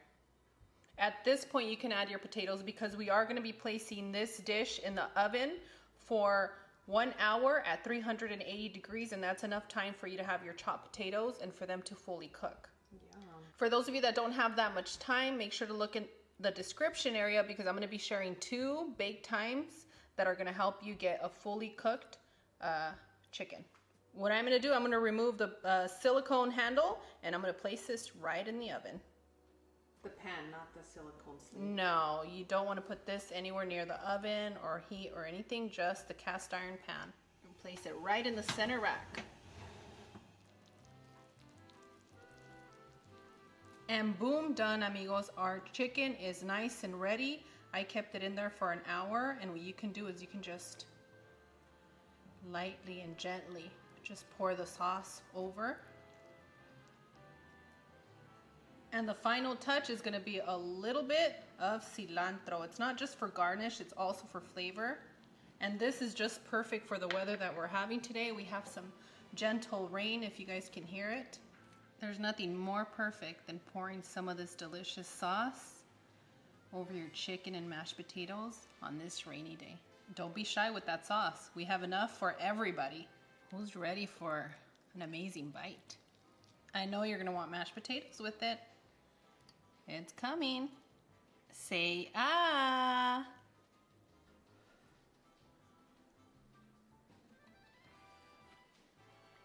Oh yeah. This is amazing.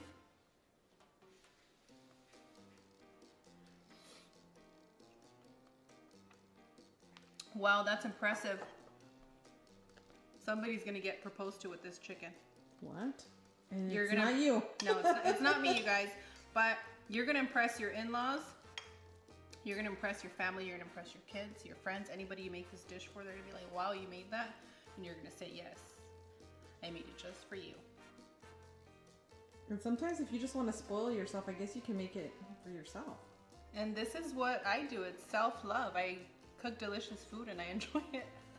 Right after. Mmm. Mmm. Mmm. I'm about to start giving that little step on how good this is. Look at how beautifully cooked those onions are. Our chicken breast is juicy, full of flavor. And we're just ready for a good time. Hello and welcome. Today I'm going to show you how to make the most easy and delicious chicken dinner. This is a recipe that my family requests often, and once I show you how to make it, you're going to understand why.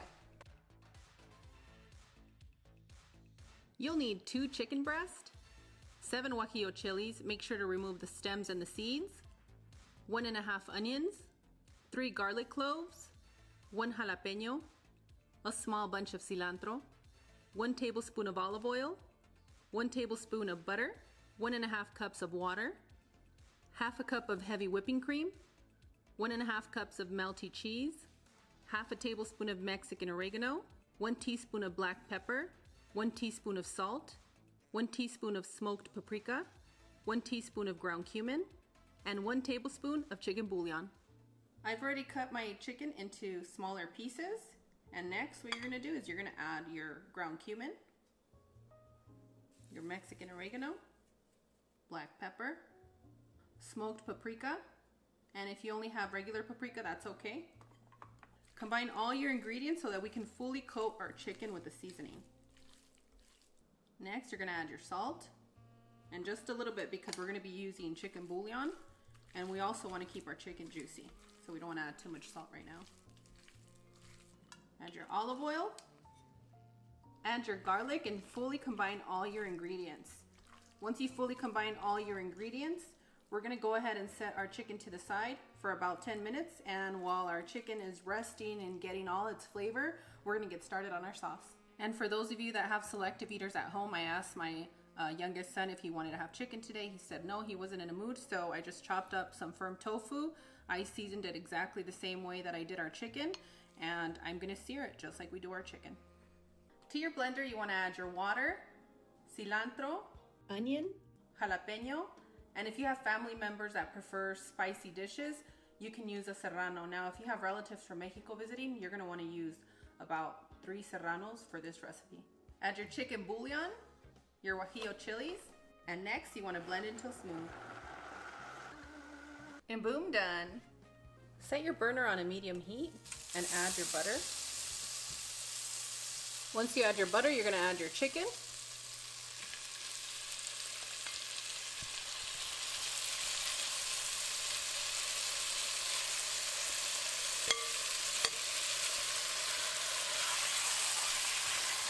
Give that a quick mix and continue to cook for another 6 minutes without moving anything.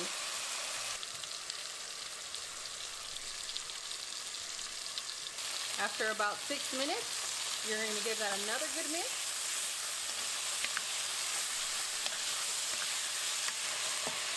Add your onions and another good mix.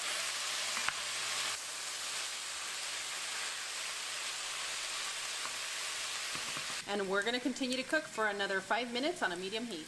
Next, you want to give that a good mix, and you just want your onions to be translucent, okay? So once your onions have become a nice little translucent color, we're going to go ahead and add our sauce. And then I'm going to add a little bit of sauce that I have left over to our tofu.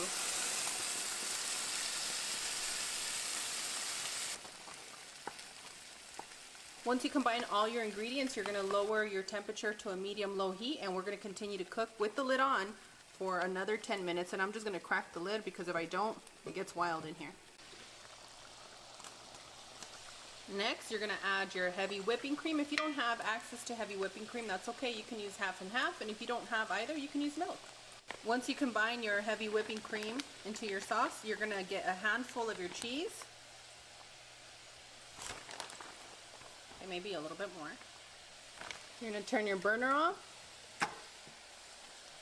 You're going to give that a good mix. And we are ready to serve. All we're doing is waiting for our French fries to be fully cooked and crispy. And as far as your tofu, you can do the same. You can add your cream in here. You can add some cheese. It's really going to be up to you on how you want to dress up your tofu.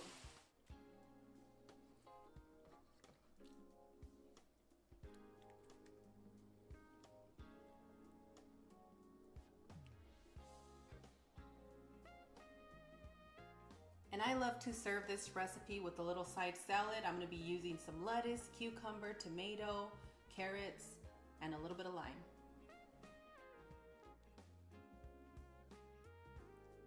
I'm going to need somebody very special to say Thank you. Make sure to squeeze your lime on your salad, okay? This dish is very Mexican restaurant style. Anytime you go out to a place where you have seafood, you have your dish, French fries, rice, salad. And let me tell you, this just gets better every time. Yes, we know we're eating chicken, but we wanted to eat the sides. Well, our audience doesn't let us eat shrimp in front of them. They don't like shrimp around here. A handful. Mmm. Wow. This sauce is absolutely delicious. You did such a wonderful job. It's so flavorful. Sometimes I can even surprise myself. Mmm. If you don't want to deal with the chicken, make the sauce, load your French fries, and you guys are set. But I highly suggest you make the chicken, and I already showed you guys how you can make it with tofu. Super easy. Well, it's about to get really dirty in here because it is a sloppier dish for me to eat. And, well, you guys have seen me through worse, so. For this recipe, you'll need basmati rice, water, Kinder Buttery Steakhouse seasoning that is just absolutely amazing. I highly recommend, if you guys can find this, that you purchase it and put it in everything. Nor tomato chicken bouillon, butter, olive oil, and 1 medium bay leaf. Place your pan on a medium heat and drizzle a little bit of olive oil. That's about 1 tablespoon. Add your butter. Once your butter is melted, you're going to add your rice. Make sure to coat all your rice into that beautiful oil blend that we have. And we're going to be here for about 4 to 6 minutes until we achieve a nice golden tone. After about 6 minutes, you should have a nice toasty golden tone in your rice. And that's when you want to add your water. Add your tomato chicken bouillon, your Kinder Buttery seasoning, 1 bay leaf, Combine all your ingredients. Once your water comes to a boil, place a lid over your pan and continue cooking on a low temperature for 20 to 25 minutes. After 20 minutes, you want to turn your burner off. Our rice is nice and fluffy and just very well seasoned. Cooked to perfection, amigos. But don't get too excited. What you want to do now is place your lid back on your pan or your pot, whatever you're using, and let it set for 5 minutes. After the 5 minutes, you want to take your lid off and just go through your pot and fluff up your rice.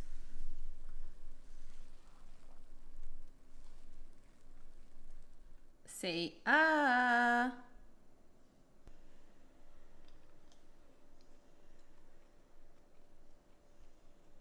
Amigos, please let us know what you thought about this recipe in the comment area. If you're wondering how you can get a hold of the Kinder seasoning, I found and purchased mine at Costco. Amazon has it, and I know that my grocery store has it. So you guys should be able to find it. And if you guys want to come back and let us know where you found it, it'll help our friends out.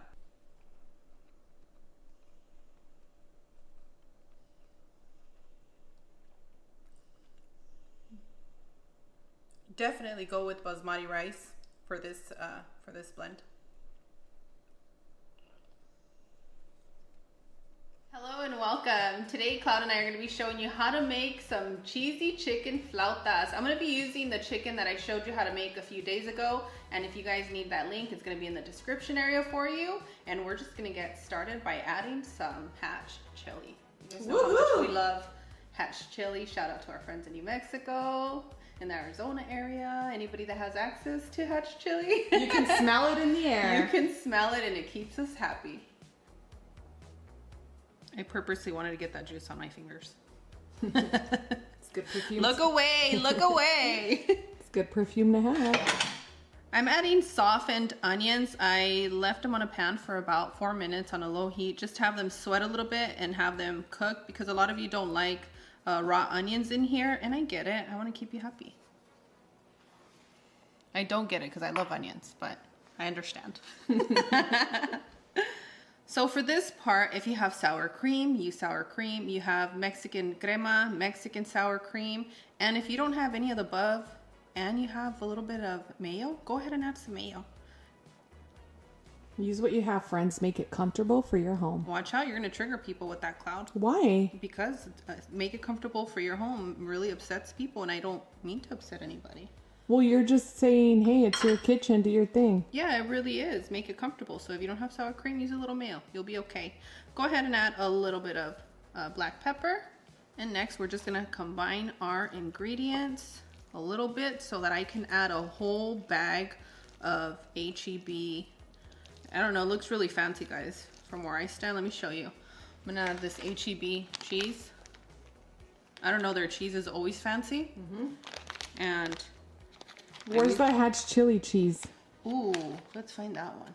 And since Cloud and I have been in a hatchy mood, Cloud brought this over and it tastes really good. So I'm going to use a combination of both, but for sure a whole bag of this chile. Chile? I mean, I can't stop thinking about the chile, the cheese. Look into my eyes. You've been hypnotized by this hatch chili. I don't know. This bowl might not be big enough for so much fun. You know what they're going to say in the comments? Cloud, she's doing it again. I'm doing it again. I don't know. We're going to add half of this hatchy. You know how we always make everything so baby-like in the Spanish words? Hatchy. I do. The diminutive?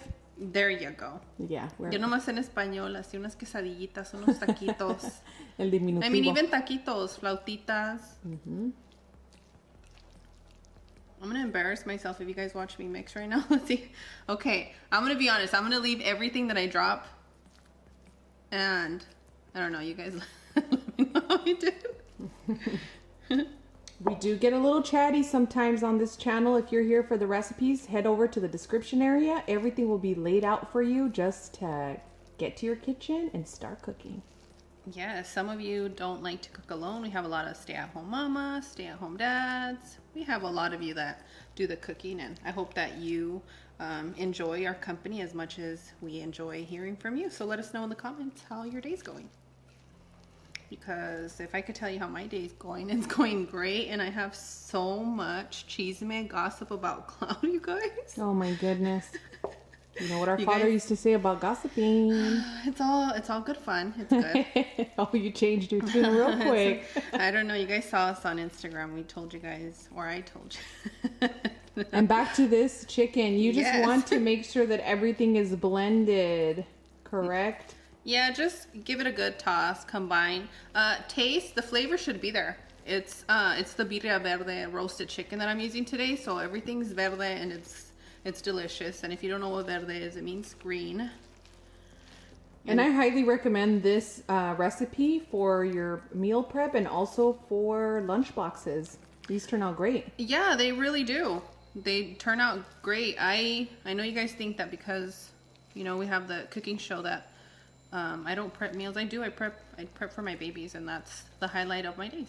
Prepping a little Lunchable, healthy Lunchable for them. If you guys want to see that, need a little help with the lonche with your husbands or the kids. And I get, you know what? We're going to have to bring it. I get asked about that all the time. Oh, you're going to do one on camera? A prep? Yeah, All we're going to do right. it. We're going to bring it. We're going to bring it within this next week. How does that sound? Sounds good to me. Okay, I think I mixed it well. Ooh, we did good. Go ahead and taste. If you need a little bit of extra salt, this would be the time to add it, but we are all set in here. In this bowl, I have some flour, and I added a little bit of water just until we make a real easy paste. And this paste recipe is brought to you by the Views Club. You guys give me great feedback, and if it works, I keep it. So thank you guys for sharing your tips. Just in case some of you miss your mother's toothpicks and your flautas or your taquitos, now would be the time to use the toothpicks. You would be using toothpicks. Take your glue, half moon it.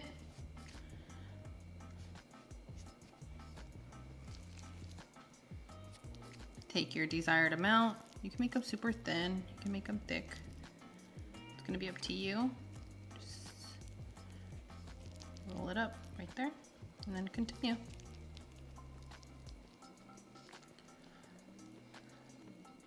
Can you tell us the difference between taquitos and flautas?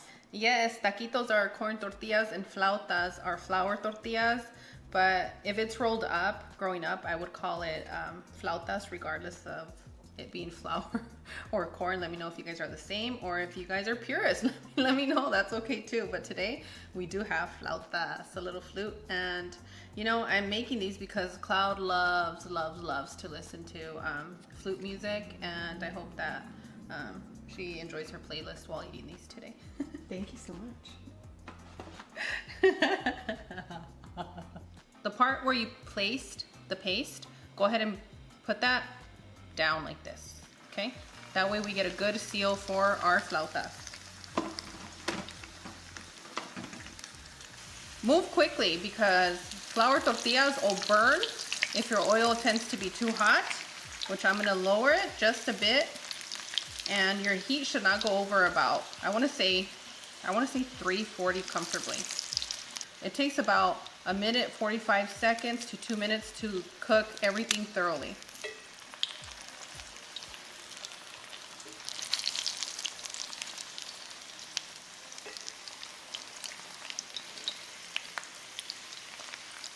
What's your favorite, Cloud? Favorite what? Flautas or taquitos? Flautas because of the flour tortillas. You know, there's something about the crispy fried flour tortilla that just, it's comfort food for me. And boom, done. We are ready for a taste. I love how this bouquet of flowers is right in front of me as I'm filming. This is very tempting. You know, that's a beautiful Father's Day bouquet. It is. And for whoever has a birthday, get your flautas here, get your flautas.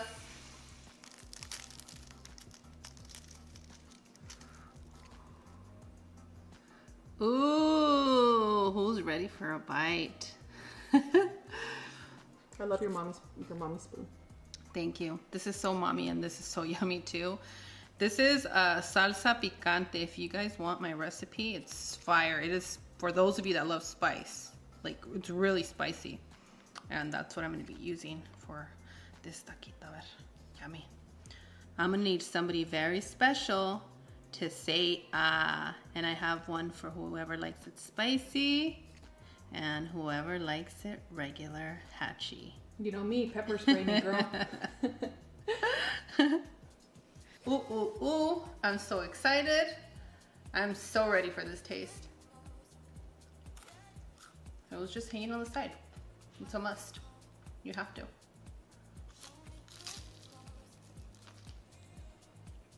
Mmm. That.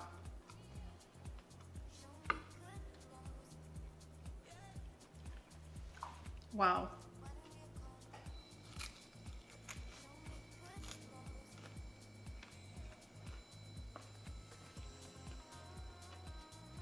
Oh, that salsa is extra picante. It's super fire. So good. It's so good and it's good for you. I almost feel like I'm not chewing fast enough. Amigos, this is going to be the most flavorful flautas you're ever going to have. Give it a go and tag me views on the road.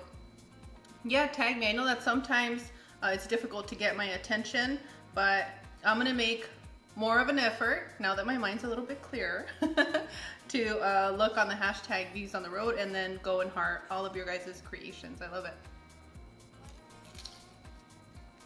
Mm.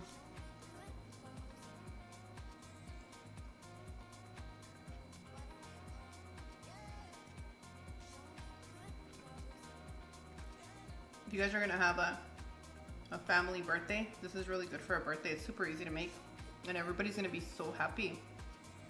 Somebody's gonna tell me, where's the guacamole? Where's the sour cream and all the, you don't need it. You just need a real quick salsa picante.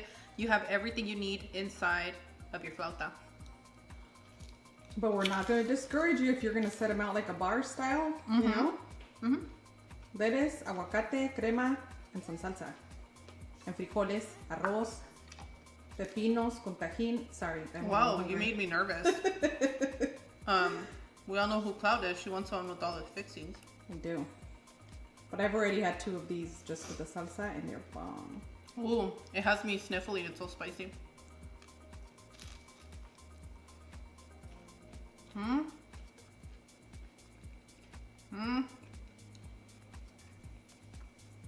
I was almost gonna do my food dance, but I know some of you got offended, so I'll keep that to myself. Shut it off, Cloud. I gotta get my dance on. We're about to dance, you guys. We love you. It's coming. It's a dance party here. All right, guys, if you have suegros, suegras that came from Mexico, that are visiting, or they're here to stay forever, make them this salsa. It is super, super fire. Está picante. For those suegros that like to bite into their serrano, habanero, whatever, the whole thing, wipe their tears off with the chili, this is it. Amazing. As always, Cloud and I are wishing you the best. We absolutely adore you. And on that one, we'll see you guys tomorrow.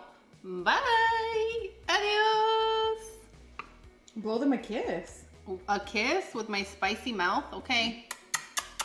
Hello and welcome. In today's recipe, I'll be showing you how to make chiles rellenos Baja style. We will be filling these chiles with octopus and shrimp. We're going to be adding a diabla sauce, and we're going to add a nice, delicious, luxurious sauce over the top that you don't want to miss.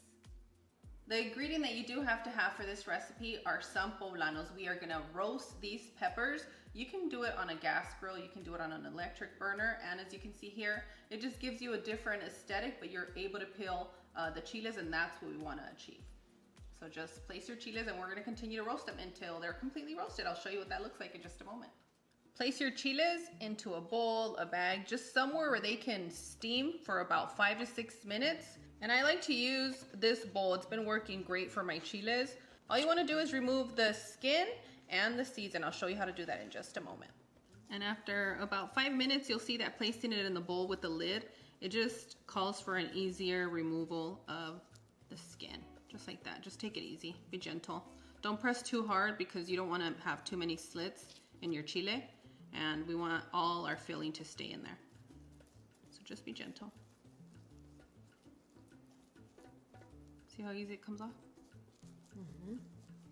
It smells like a Mexican restaurant in here. Does it? Smells it? really nice. Ooh, it's getting you excited, Cloud. Yay. Once you remove all the skin, go ahead and start making a slit. Sometimes they're so soft that they give you the slit on their own, like this one did to me, and you have to be really careful in here. Some of you like the seeds in here. I'm gonna tell you I am not one of them, and any tia that I had that had seeds in her chiles rellenos or any restaurant that I go to, I am not interested. That's just me. Well, I like when you remove that part too, because you're also removing any potential spicy vines in there, veins. Yeah, you called it. Yeah, the veins.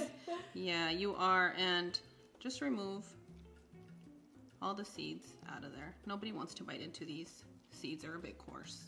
Once you've prepped your chile, you want to add your all-purpose flour to your chile, and that's going to allow the egg batter to adhere to our chile. Give it a gentle shake and set it to the side. Take your octopus and place it on your cutting board. And what we want to do is we want to cut the ends.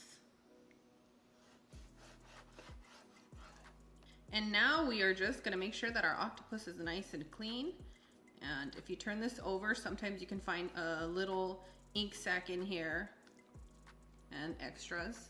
So you just want to make sure you remove them. Luckily, my octopus came fairly cleaned.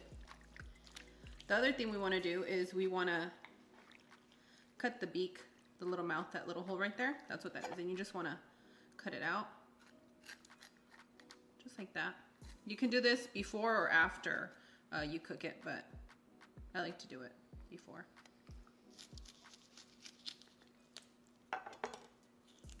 I'm very lucky. I'm using a frozen octopus and I just thawed it out, and luckily where I purchased it from, I don't have to worry about any of the ink sacs, which is nice. We have a little eye over here, which we're gonna remove.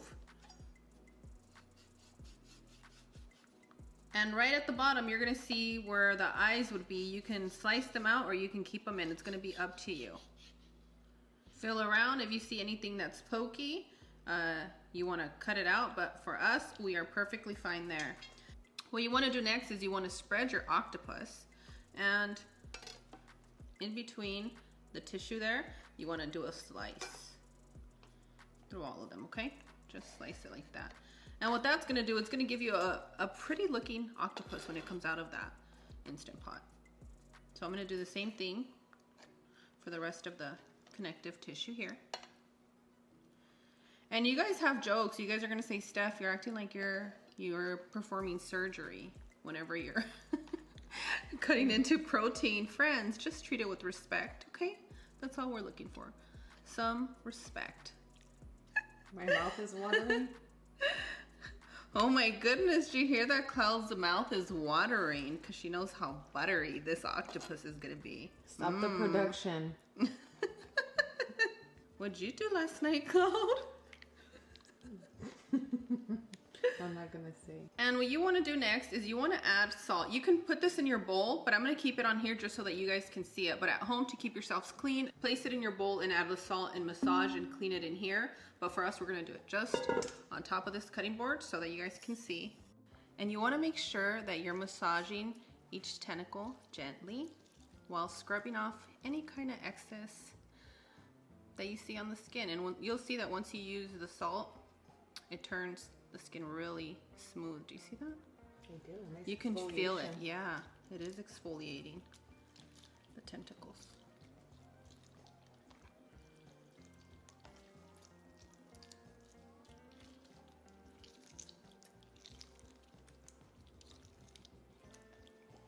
And be thorough about it, okay? Really get in there.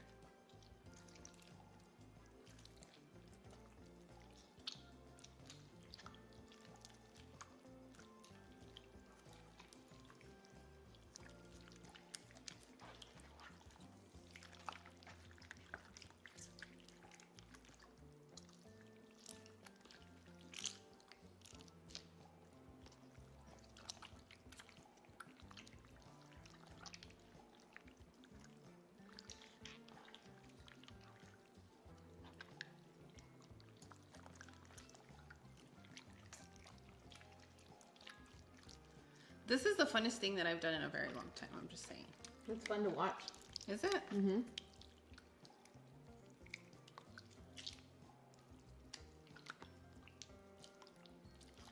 It feels like I'm on the set of a cooking show. Oh, wow, Cloud. Welcome to our show. Hi. Friends. She sounded like you guys in the comments now, you guys. She doesn't realize that I'm giving you guys a cooking show here. Okay, I'm stumbling. Once you've massaged and exfoliated your octopus, you want to make sure to place it in your bowl because we are going to insert this in the pressure cooker. Set your pressure cooker on warm, and you want to make sure you're adding hot water. If you guys like this kettle, I'll link it in the description area. And by I mean Cloud. Okay. Thanks, Cloud. We love you. Happy to help. Love you guys too. To your hot water, you're going to add your salt and your Mexican oregano. White vinegar. I love the way the white vinegar tastes with smells with Mexican oregano. You know it's gonna be good. If you know it's gonna be good, give us a thumbs up and leave your comment. Hey! And while you're here, you might as well subscribe. Yeah, perfect. Thank you guys. Next, you wanna get a good grip on your octopus. So when you're picking it up, just grab it right there. And we're just gonna dip it in a few times, okay? In that hot water. Move it around. Do you see how the tentacles start to curl up? We want to give this a really pretty look. So once you're done having fun dipping your tentacles into that hot water and you see that your tentacles have curled beautifully, go ahead and place all your octopus nicely into your pressure cooker.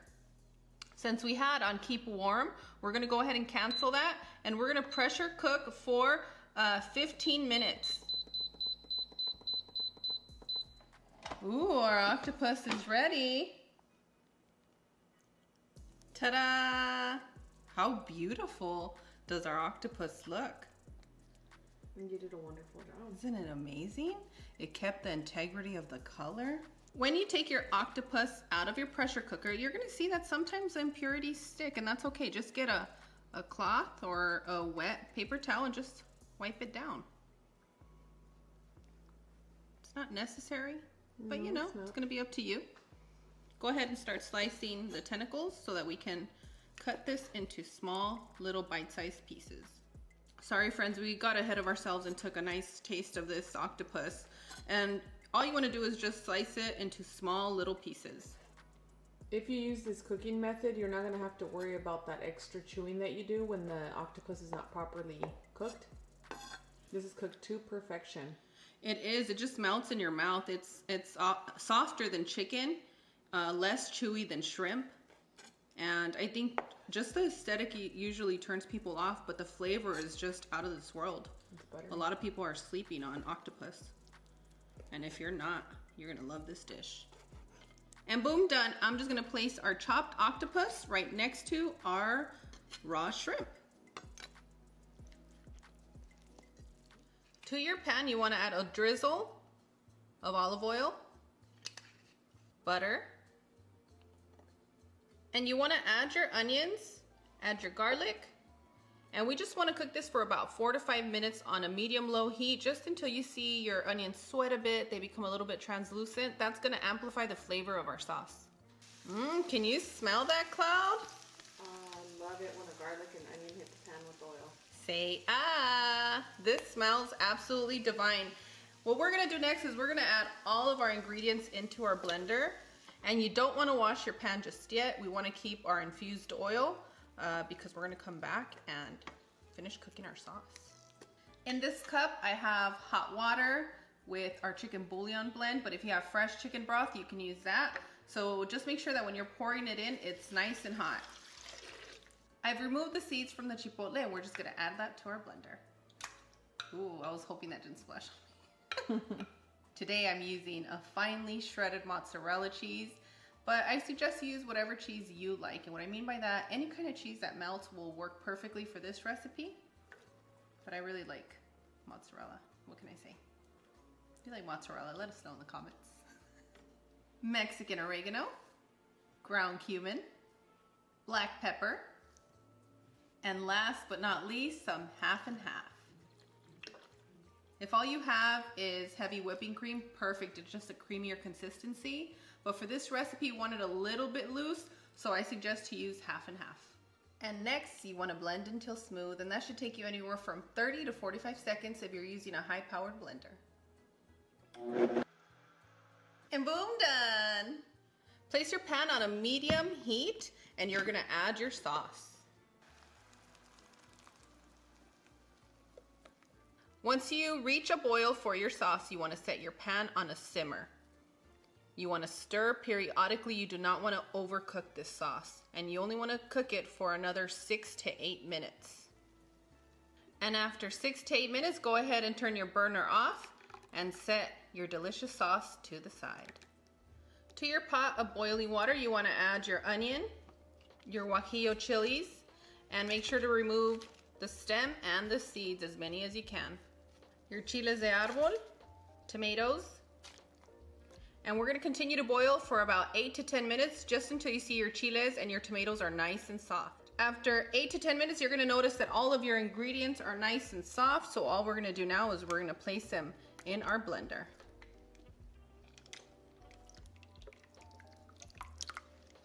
Add your chipotles. And this is a wonderful recipe because sometimes we open a can of chipotles and we only use 2 and then we have to refrigerate. But for this particular recipe, it's so great because you get to use the whole can of chipotle. That makes me happy. And the same with our chicken broth. I'm using water and chicken bouillon, but if you have fresh chicken broth, you can use that. If you like a seafood broth, you can use that as well. And just pour it right on into the blender. And now we're just gonna blend until smooth. And boom, done. Set your burner on a medium heat and add your sauce. Continue to cook your sauce for about 4 to 5 minutes on a low heat and stir periodically. After you've been cooking your sauce for 4 to 5 minutes, you want to turn it off. You want to add your octopus and your uncooked shrimp. We're not in the business of overcooking shrimp these days. You don't want to overcook your shrimp, so you just want to add them into your sauce, combine them well, and we still have to cook this a little bit longer, so that prevents for overcooking and chewy shrimp. Go ahead and place a lid over your pan and set this to the side. Next, you want to fill it with your favorite cheese. Today I'm using Oaxaca. Then you want to fill it with our delicious a la diabla seafood mix we have going on here. Friends, if for some reason you don't have access to shrimp or to octopus or something like that, you can make this with imitation crab meat. It works. King crab works great too. Make it comfortable for your home. That is correct. And I'm just gonna set these to the side until we're ready to dip in our batter. I've divided our eggs into our egg whites and our egg yolks, and I have our all-purpose flour here. You wanna make sure that you're using room temperature eggs. And now we are just gonna beat our eggs until they have a soft peak, kind of like our tres leches cake. You do not wanna overbeat your egg whites at this moment, but we're gonna be here for a little bit, especially because I'm using our hand mixer, which is what I love to use for our chiles rellenos. Let's get started.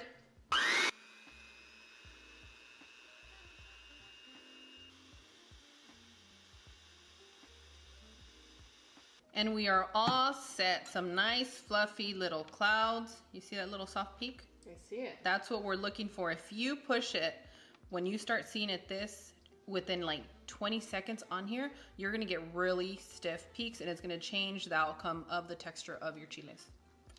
Thanks for the tip. Okay, so now we're gonna add our egg yolks, and let me just turn this on. There we go. And we're gonna slowly incorporate them into our mix here. We're gonna incorporate our egg yolks a little bit at a time, and we're gonna start folding them in. Be very gentle with this part. Just like this, quick little fold. Down the middle, quick little fold.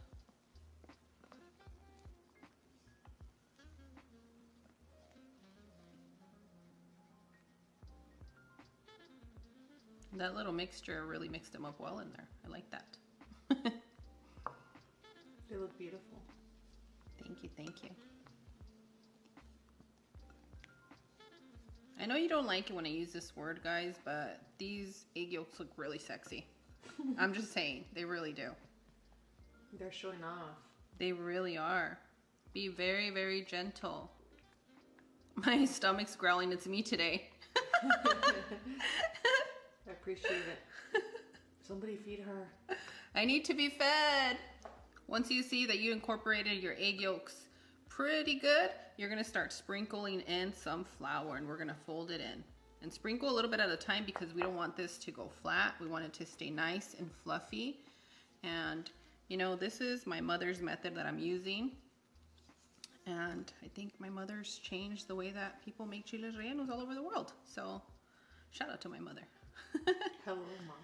You know what's really cool? That the first time I ever made these, I made them on a mukbang style. You did, I remember. If you guys remember that. Yeah, it was my first time. I was really excited because I do baby myself about certain dishes that I only allow certain people to make for me. Or I only eat them with certain people. For some reason, this is a dish I find that most Mexican men go home to eat with their mom. Unless they've got, you know, they've got it locked down in the kitchen, they can make their own, or their partner can make them some. But usually I find that the Mexican men, that's where they go. You find them at their mom's. Girl, I've known men. I've had a lot of guy friends, and let me tell you, Cloud is correct. Men will brag about their mother's chile rellenos. And tamales, right? And the tortillas. Those are the basic ones. And enchiladas, yeah. So regardless of what you make, if you want to get into your man's good gracious or your partner's, make sure you find out how these mamas are making them. Be good to the mamas.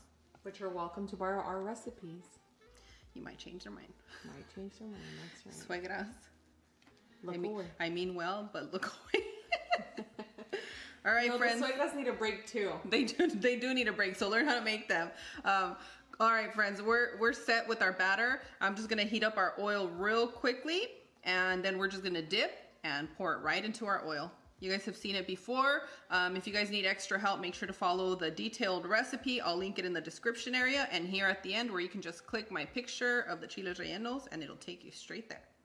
Checking our oil and it's nice and ready. Let's go ahead and place our chile relleno in here. Go ahead and place it into your egg batter. Ooh, I'm gonna need my spoon to help me. Go ahead and cover it just like that. It's having hot mom summer in there. Go ahead and bring it up. And we're gonna drop it because it's hot. And any extra on the spoon, go ahead and just put it at the top like that. And one thing my mother is known for on how big her chiles are. Right? She is. She makes the fluffiest, largest chiles you're gonna have. That's a good reputation to have, Mom. It is. Go ahead and bring some of that oil to bathe the chile just like this. I'm feeling a little jealous of this chile right now. It's having the best bath ever. If you're wondering what kind of oil I'm using today I'm using peanut oil, but you can make it comfortable for your home. And you want to make sure to bathe it with the oil before you give it that flip, okay? You want to seal that first layer of the egg batter? Is that what you're doing? Yes. And you're going to need 2 spatulas to flip it over. Be quick. There we go. Woo! You guys want that side angle that we learned from Cloud? Hey! And this is done quickly. As quick as you cook eggs, everything's nice and warm in there. I'm going to lift it up so you guys can see how thick that is. That is not a joke. Do you see how nothing fell out of that chile relleno? It is absolutely perfect, amigos. All of you can make this. Just take your time, okay? So after about 2 to 3 minutes of bathing in the oil, it's time to take them out.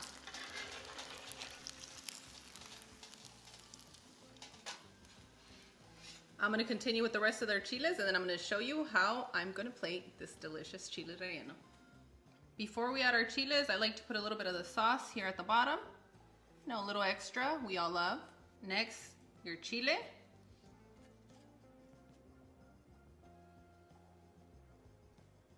And boom, done, amigos. We are ready to eat this deliciousness. Oh my goodness.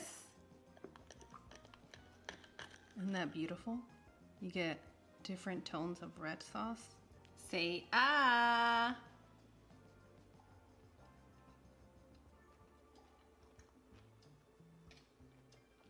Oh man, that's perfect.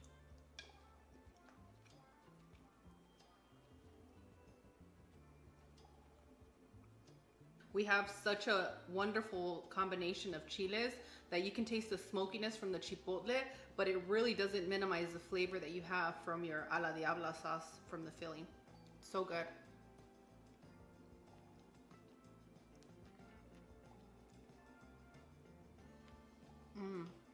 It's so good.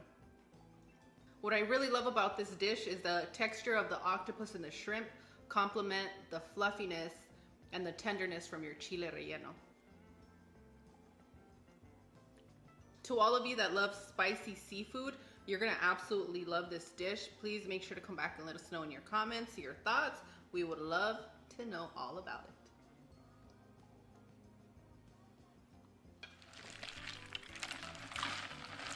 Hello and welcome. Today I'm going to show you how to make the most refreshing drink to keep you cool this hot season. Now let's get this recipe on the road. You'll need 6 cups of water, 5 cucumbers, half a pineapple, juice of 1 lemon, your desired amount of mint, and for sweetness, you can use 1/4 of a cup of sugar. And you'll need a lot of ice. And a mop. Yes. Let's start by peeling and chopping our cucumbers into smaller blendable pieces.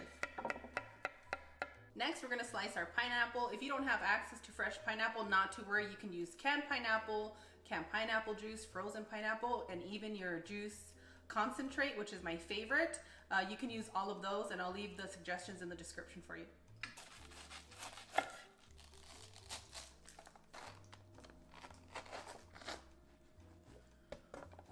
Ooh. Most people don't like the core, and I absolutely love it.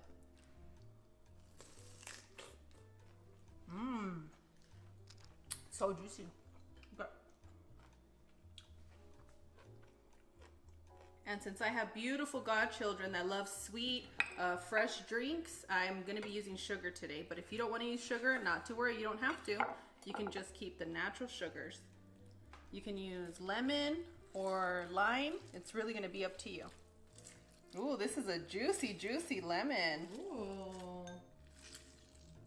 Just want to remove your seeds. So just continue to dissolve your lemon and sugar blend and go ahead and set that to the side. We're going to be blending in 2 batches, so go ahead and add half of your water, cucumber, and pineapple and blend until smooth. And boom, done! I'm going to be straining our cucumber drink so that we have a smooth, refreshing drink, but if you like the fibers, go ahead and just pour it into your pitcher. And while this is straining, I'm going to get started with our next batch. And for our second batch, I'm going to go ahead and blend it with our mint.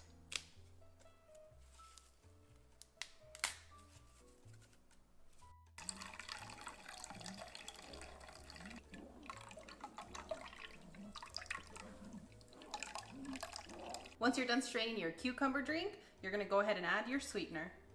Give that a quick mix, and we are ready to serve.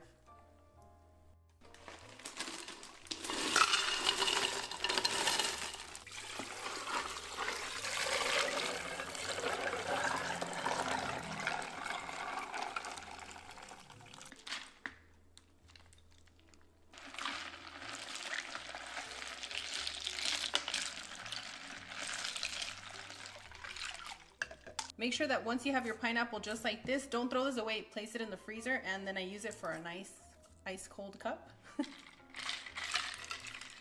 I get super mom points for this, just so you guys know.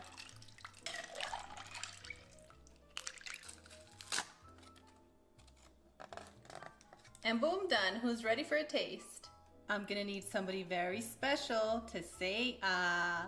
Our Reviews Club friends want to know if adding all that ice will water down their agua fresca. Yes, it will. And for me, I love infused water, so whoever gets it from the container first is gonna have a bold, full of flavor drink, but the ones that get here late are gonna get a more watered down version, more of an infused flavor, and that's perfectly fine. The point here is to keep you hydrated and keep you fresh.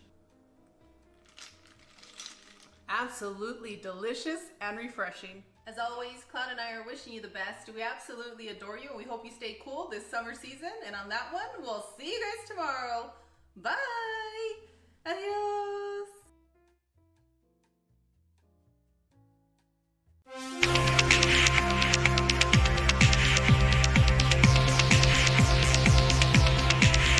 By the